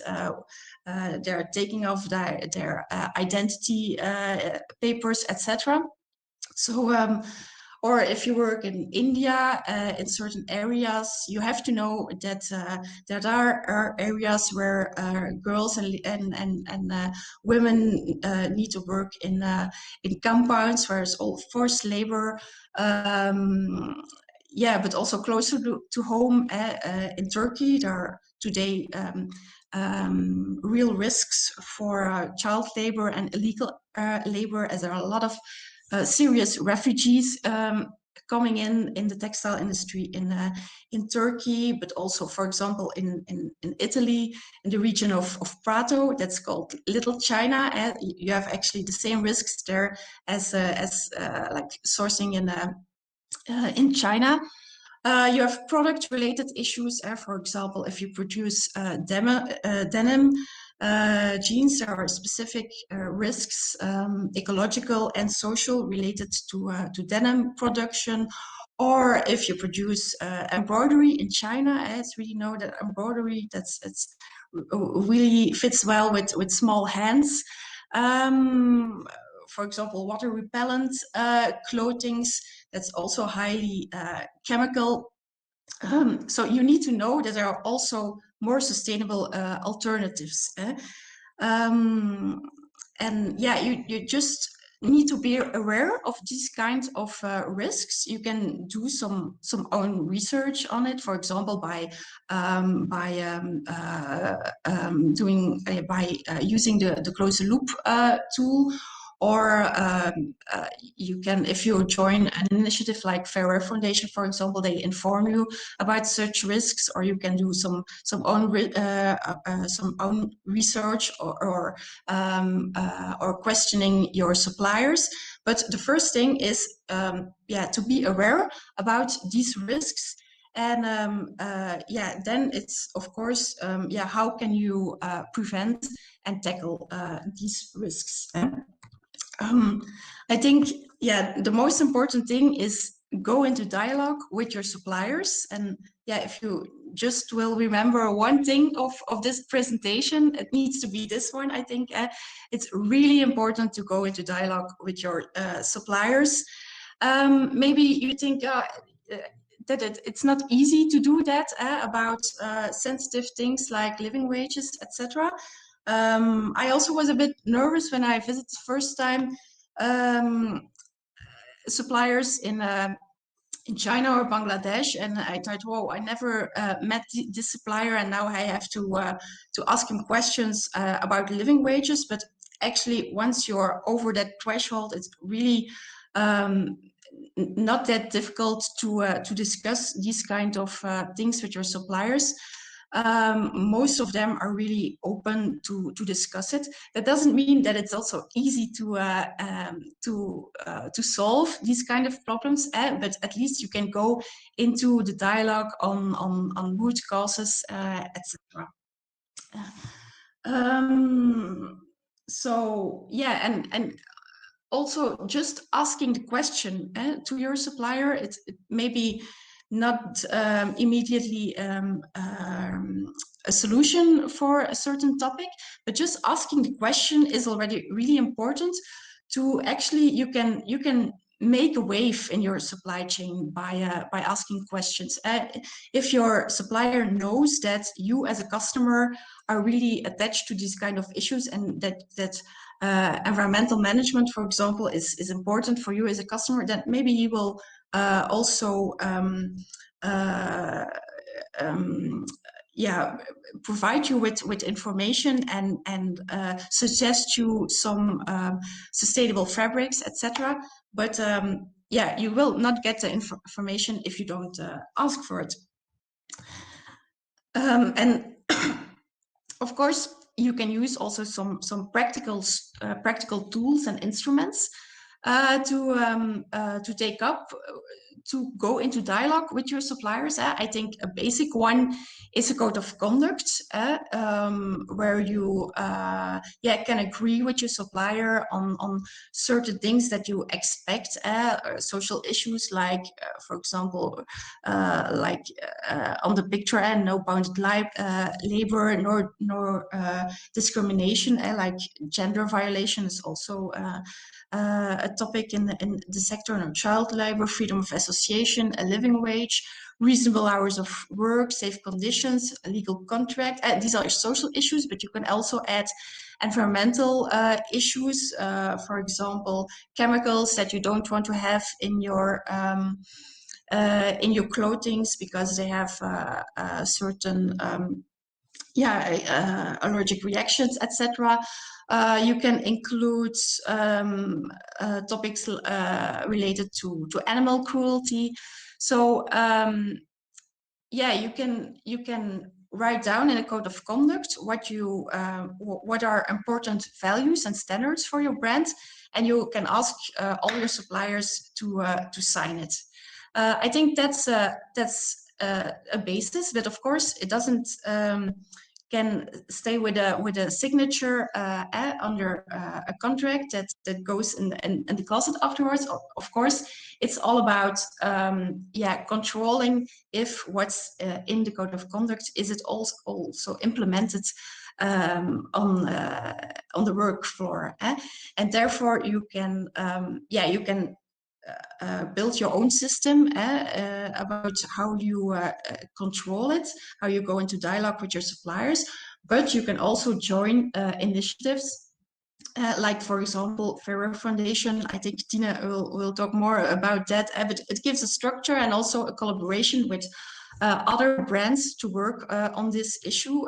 You can also join Fair Labor Association, but that's more like Fair is more a European initiative where almost 200 brands are member of. Fair Labor Association and REP are more Anglo-Saxon initiatives. But you can also ask your supplier to send you social audits. If you ask not yet, you can organize social audits in your factories. For example, CEDEX or PSAI are generally internationally known systems where a lot of factories are audited by. But of course, you can also work with labels that you ask from your supplier, like Celine already told about that. Yeah, she goes for global organic textile standards, where you have the guarantee that your fabrics are organic and made in socially well conditions. So a lot of initiatives that you can join or ask your supplier for that gives you guarantees on in which conditions the fabrics or the clothings are produced.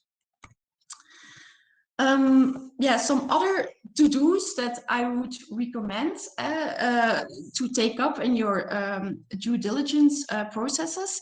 That is, for example, visit your suppliers. If you have the chance to visit them, yeah, you have already a more general insight in the supplier. Don't visit only the showroom of supplier, but really also visit the factory. And for example, yeah, if you go to the toilet, it's about like visiting a restaurant. If the toilet is clean, that says already something about the factory. Also, yeah, about the working conditions. You can see how health and safety is organized within the factory, but also outside the factory. For example, if I was on the Chinese countryside and I visit a factory, but around the factory there are nice little houses where the workers live, yeah, then you can leave that place with a good feeling. It's otherwise, if you come in Dhaka in Bangladesh, in a big factory where you know that the workers are living in the slum next door, then yeah, you can already ask more questions about living wages, for example. So visit your suppliers as much as possible. I know in COVID times it's more difficult, but when possible, do it. Also include CSR issues systematically on the agenda. So if you visit a supplier or if he is visiting you, then yeah, you discuss as a buyer price and quality, etc. But also ask for his environmental engagements, his HR policy, etc. Because again, if you go into dialogue, you will get a lot of information, and you will know, if you have a good feeling or if there are, important issues to highlight and to have attention for. Another thing is include CSR issues in or CSR in general in new supplier procedure. If you decide to work with a new supplier, ask to sign your code of conduct, but also ask for audit reports. Maybe use a questionnaire where you also ask about how is he using water, electricity, etc. in his factory. So if you have these information and beforehand, you can really make sustainability part of your sourcing process. And you can, for example, decide if the audit that I receive from the supplier, if it has, for example, not at least a BSCI C score, for example, we will not work with it. If sustainability is also a veto in your new supplier procedure, then that would really mean a good step forward. Also, if you have a vendor rating system, don't rate suppliers not only on the quality they deliver, do they deliver in time, but also give them a score on how do they how are they doing on CSR issues? Are they offering more sustainable fabrics? How do they, how is their environmental management?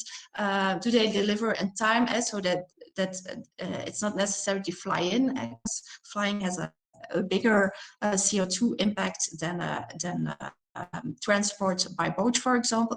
So reward good suppliers, give them extra orders if they are doing a good job on the sustainability wise.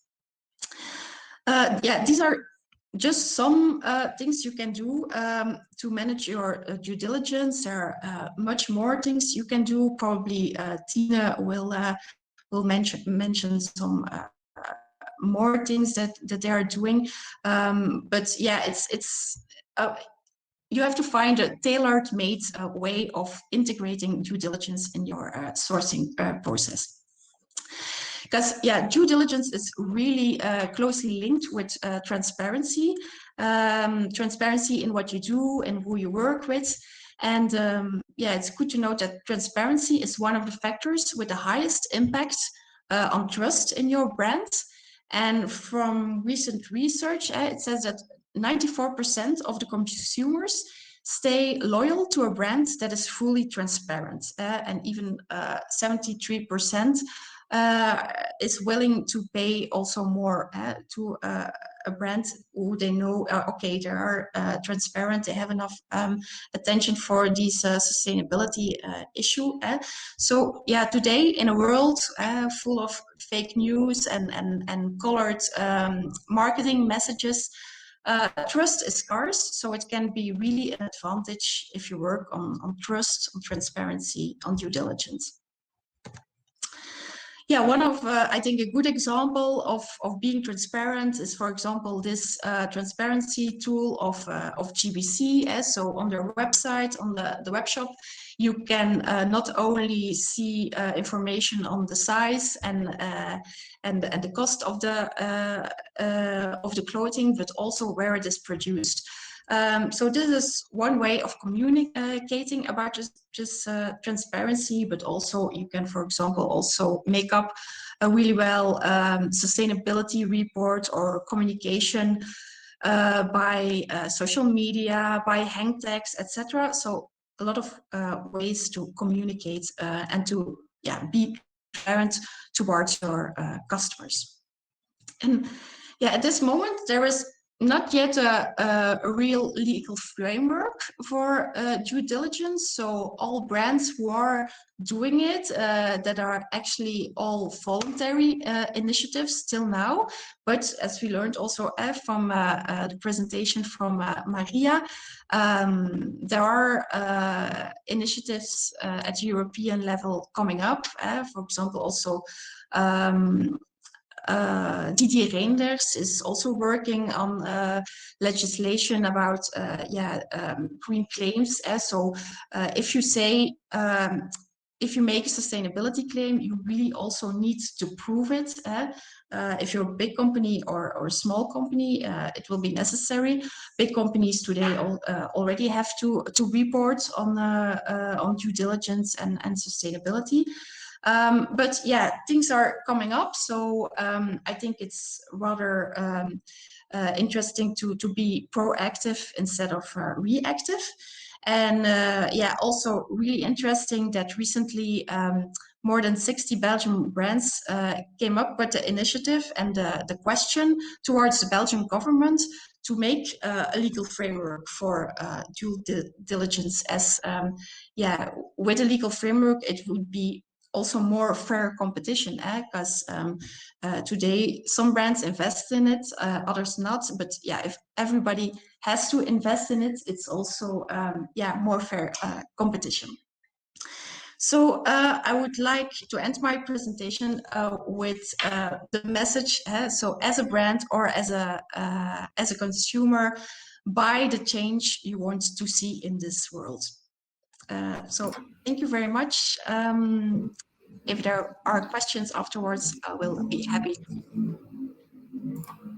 Thank you so much, Saartje, for this very clear and action-oriented presentation on this complex process.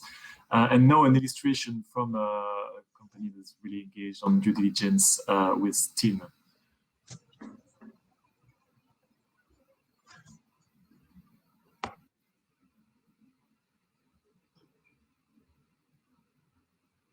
You can, yeah, there we go.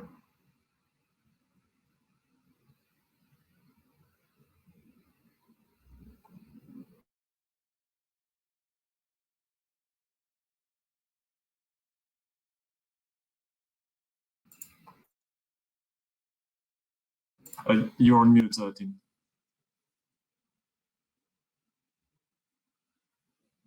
That's the classic one. I think now I had it all.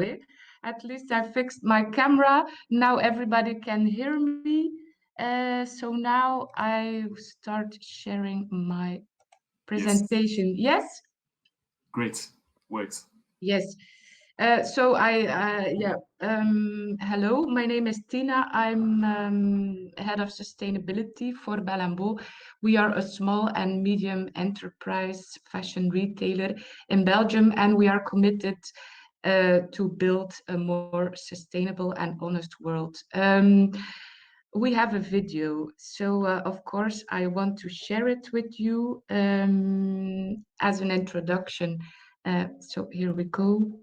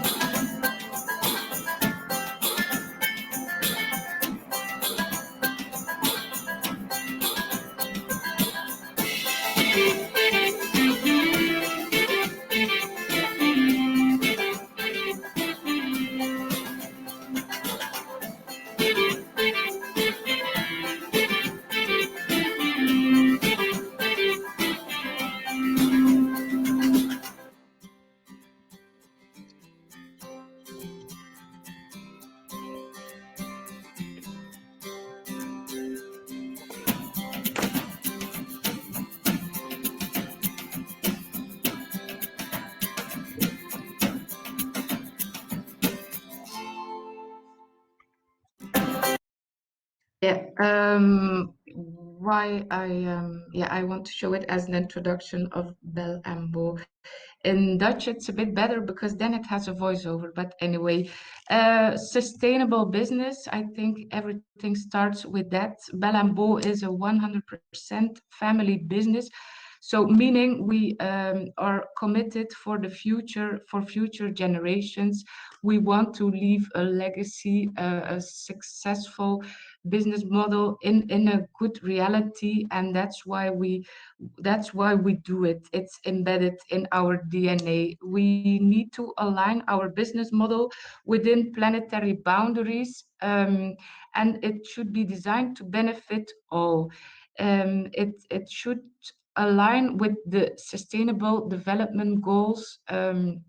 If you can achieve that, you are really taking up your part in this society on our planet.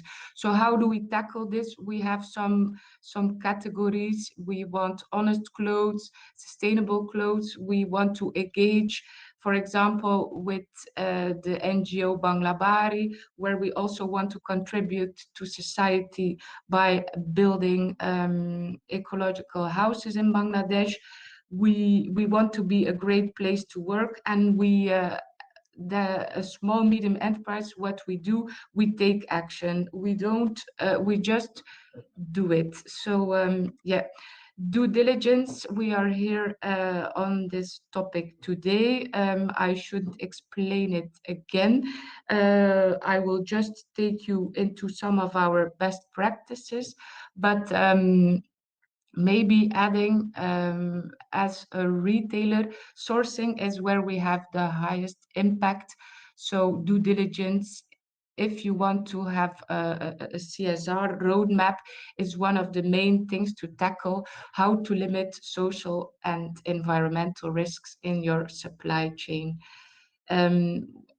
Already another workshop, it learned that in CSR you are also complicit if you should have exercised due diligence, but you didn't.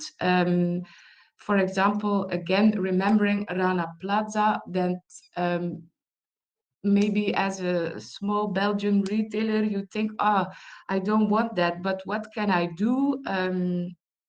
What is the scope of my responsibility? These things, these are valuable questions, but actually you should just start by asking questions and taking on that road. Just start somewhere. So you need to be transparent about it, and you need to be honest and dare to communicate, which is not always easy, because sometimes you can feel along the way you see even more risks and more things to tackle, and then you say, but we don't do that, we don't do that. Still be honest on the way ahead and the road so far. How to start your due diligence? You need to really organize. How did we do it back in the days? We studied. We ordered a study. Ernst & Young, they did it for us. They gave us some bullet points on how to make our supply chain more sustainable. They said we needed less suppliers. We needed to increase our own direct import. We needed to establish long-term relationships. We needed to visit our factories. And finally, you cannot do it alone. You need the right framework. You need to, if possible, join a multi-stakeholder initiative, taking into account all the issues that are present in the industry. So we knew what to do. Then we needed leadership. We need leverage. Within your business, you need the right people to be the drivers. So here in the board, everybody is like a chief sustainability officer. Everybody is committed, and they give CSR the necessary leverage so that all involved departments internally will make sure to invest the necessary means and times to make it a success. For example, what did we have to do? We had to restructure our entire sourcing department. Previously, we were mostly working via intermediates, and they had a number of production locations, so that was difficult for us to keep track. So we needed more direct import. So how do you can do that, but then you also need our quality department exploded. It was like 5 times bigger now. We have our own styling department. Accountancy had to learn about opening LCs. So it was really a shift. Now already, I think we are up to 60 to 70% FOB of our FOB is already direct import.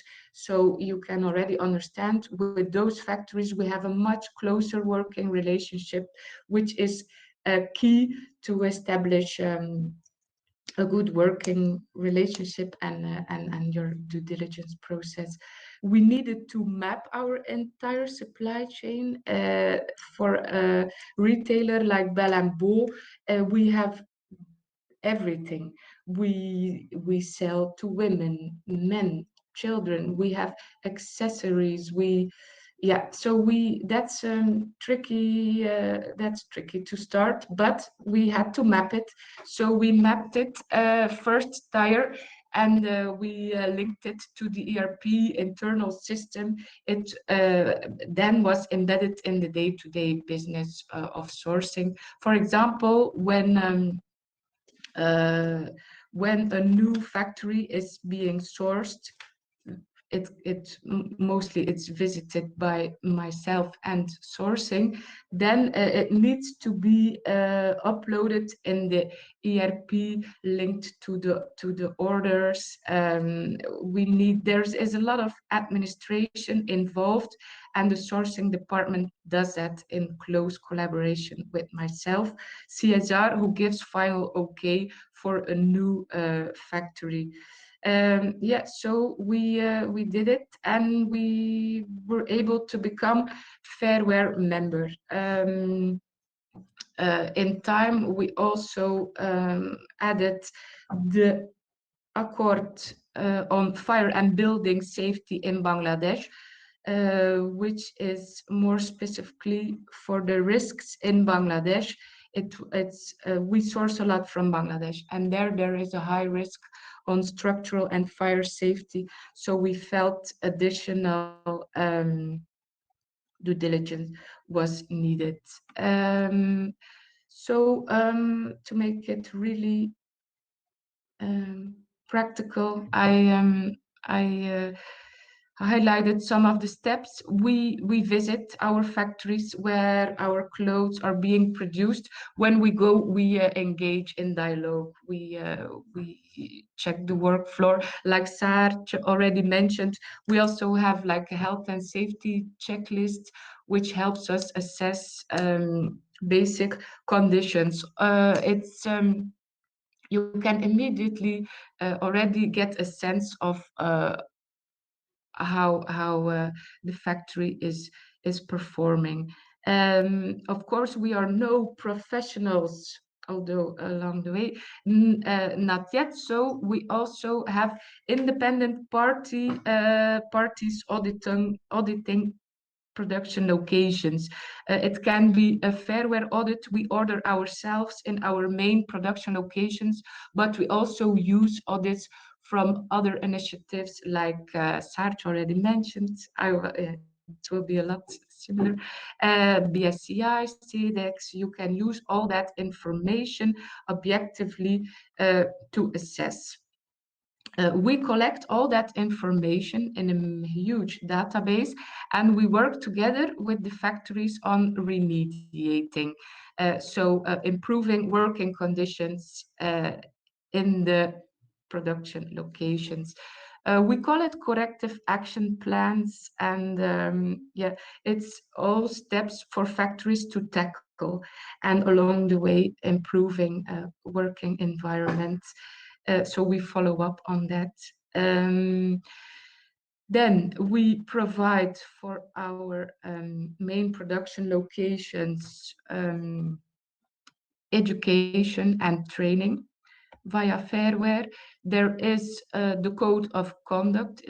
That's the key to social compliance. There is a code of conduct, the code of labor practice. It has many names, but it is always the same, and it's used to inform the workers in their local language on their rights. They need to know. Also, that's why you have to give training to raise the awareness on their rights. So we have these panels hanging in factories so that they know. Also in the panels, there is a number, a complaints mechanism, it's called. So if there is a complaint or a concern, they can turn to the helpline, and then fair wear local teams together with us, they will take it up and try to remediate. And then finally, fair wear, they also come and audit us because it's like it's a brand performance check guide you have, and each time they raise the bar a bit higher and they come and check whether you live up to your commitment. Like that. Okay, so Fairware, we accepted the challenge and there are still many things ahead. We need to further consolidate. We still have too many different suppliers, so we need to cut. Already we are on half the suppliers we used to have, but we also need to increase leverage in the production locations we are already at. So the more we buy in a specific location, the more leverage we will have to ask for change in the factory. So for a brand like Bell&Bow, with a huge product range, that's really key. We due diligence, it's really dynamic. It changes all the time, so you really need to also follow up on this and identify the specific risks per country. It can change. For example, now Fairwear made Turkey high risk because of the Syrian refugee crisis. They can have Syrian refugees working in the factory, not under the right conditions. So you need to be aware of those specific risks and take them in your monitoring and remediation process. You also need to take it back to the sourcing decisions. That's your due diligence process before ordering in a specific new production location. They need to be aware, and we need to have assessed those risks. Transparency is always ongoing. We had a bit of a, for our CEO, who is also head of sourcing, it is a challenge to give away all our production locations, especially our strategic partners, because he is still a bit afraid of competitors, because we are smaller, and it has happened in the past that a bigger brand, they can maybe have more volume and then we can get kicked out, like that. But nonetheless, they are committed. We are committed to transparency. Already, Fairwear has all our production locations. Anybody can ask about it.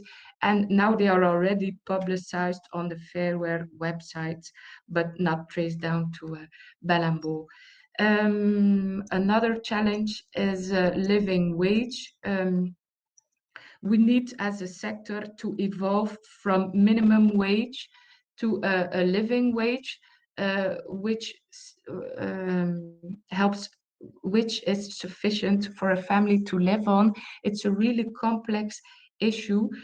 So for us as a brand, what can we do at this stage? We have started by open costing. We need to gain insights on how much does it actually cost, how much is actually the labor cost when you are producing a specific product. So we are engaging with 2 of our production locations to fill in the tool, and we will take it up from there and see how much is actually needed to be raised. Then due diligence, next, I think I didn't give it the right title, meaning we have really focused on the social part. Say, you, like I said, you need to start somewhere, but on the environmental part of due diligence, we have been really looking into it, but I think now 2021 is the time when we will be ready to really pragmatically tackle all these things. As in previously, it was more theoretically, we were not really ready, but now the right drivers again are in the seats at sourcing to make this a success. So by summer 2022, we want to have at least more than half of our resources and materials sustainable, so low impact materials. And of course, we have been looking tirelessly for many years how to close our loop, how to evolve from a linear model to the circular version.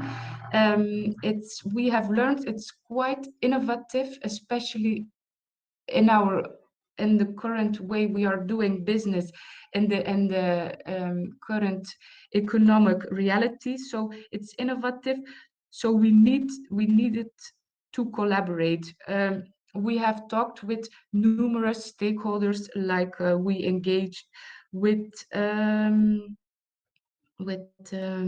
Flanders Logistics to help us get a clearer insight in the back office of recycling. We talked with Kringwinkel how to collect. Now I feel maybe it can finally come together, because we will receive a grant from the European Commission Union. Sorry, Tim, we'll have to wrap up because we have just a few minutes left and we want to ask a few questions. So if you can just wrap up in. It's my last slide. I will do it. Yeah. So now we are ready.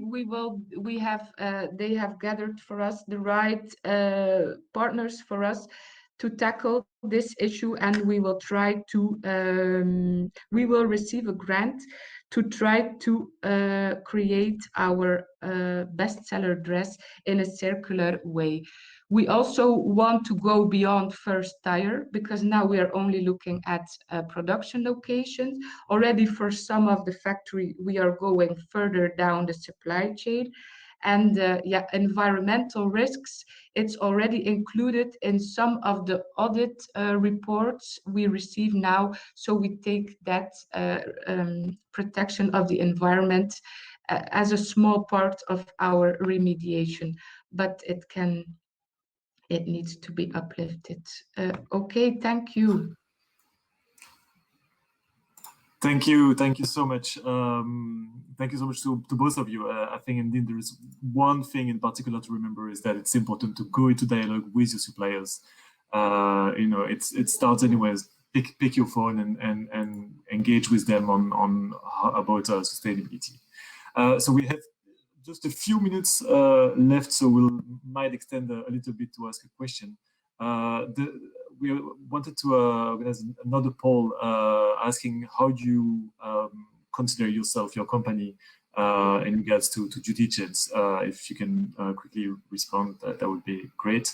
There was a question that I thought was super interesting and very important from Gregory Orive, who says, I'm in the minority of people here who are humble employees. Any tips on how we can convince our employees to move towards stakeholder capitalism and a more sustainable approach? Mine puts textile on the market but doesn't want to hear about any of this. If I can provide a quick answer to this, I think it's important to understand that sustainability is no longer an option. It's not a nice thing to have. It becomes a condition, and it's becoming an obligation, and everyone has to understand that, and including, of course, people in charge of the companies. And as an employee of the companies, and we see that as the shift with all our members, any employee of any company has a role to play by either just speaking with your colleagues, it's exchanging on how your company is doing on sustainability, by trying to find information as you're doing, as I see in the chat, Gregory, about the potential impact of your company, and by trying to raise that up to the management. So any action, I think, that goes into direction is good and is super important. So we have another question for Sarge. What's the source of the claim that 73% of consumers are willing to pay more? Yeah, I wrote. Yeah, I read this in the latest book of Steven van Bellegem, who is an international known marketing and business strategist, and his source was the academical Journal of Ethics research study that was just published in the Journal of Ethics. Thank you. And then a question to Tin. If I'm right, you said you're having audits done by Fairware and or BSCI. What difference you make between the two, and how do you choose which one will make the audit? Yeah, the difference between the two, of course, our preference would be the Fairware audit, because they go a bit further in assessing the situation. For example, they also do interviews outside factory premises, so that maybe they can cross-check some of the findings that came up during worker interviews. That's one of the practices Fairware does that a business initiative like BSCI doesn't do. But of course, our supply chain is too extensive to we can't pay for all our factories to have a Fairware audit. So when they can provide us a valuable BSCI or CEDEC, whatever report, we also use that as the primary basis of starting the whole due diligence process in that factory. If the production location becomes more important to us somewhere down along the way, then we can order a Fairware audit on top of that to have additional information. That's how we work. Yeah. Thank you. And a last question, probably for Sarge or any of you actually. Are there also labels you can meet as a small custom designer tailor? Yeah, of course. Also, as a smaller brand or designer, you can work with labels. I think Céline from Bonjour Maurice told, for example, that she works with GOTS. So you don't need to be GOTS certified by yourself and paying for it, but you can ask it from your supplier. Maybe also your supplier will ask an extra cost for it, but yeah, it's normally for organic cotton nowadays it's already a reasonable extra cost. Or yeah, like Tina said, you can also ask for social audits like BSCI or CEDEX or other systems without organizing and paying yourself for the audit. The best case, already bigger clients with the same supplier have paid for the audit, and normally suppliers and also other brands are willing to share this kind of information. Great. Well, thank you. We have to wrap up and conclude, unfortunately, because we have already passed by 3 minutes.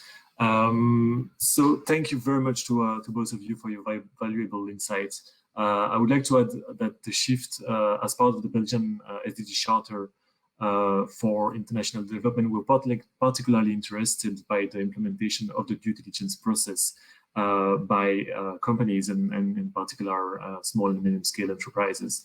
We've done a few webinars on the topic, including a recent webinar on how to engage in a dialogue with suppliers about sustainability. So that probably rings a bell.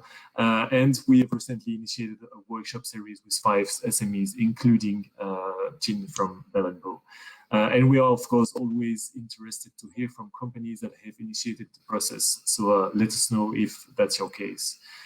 So to wrap up, thank you so much to all our participants today, all the speakers for the brilliant presentation. We've, I'm sure, learned a lot. And thank you to our partners, Flanders DC, Wallonie Brussels, Design and Mode, and Mode and Design Brussels for their contribution in organizing this webinar, and to all of you, of course, who attended the webinar. I remind you that we will send the takeaway documents, the sewing box, with many relevant information and links. You can also find a lot of information on the Close the Loop website. And also, please join the LinkedIn group Sustainable Fashion and Textile Belgium that was just kicked off to stay informed about news and coming events related to the topic. There will be, via this LinkedIn page, a link to a form that you can fill in if you want to reach out to us, if you have questions or recommendation or suggestion, or maybe testimonies to share, anything, you can do it through this link. We'll also, of course, follow up with our partners from today's webinar to see how we can keep improving the sustainability of the Belgian textile industry by creating more connection between all actors. So stay tuned, and thank you so much again for joining. Bye-bye.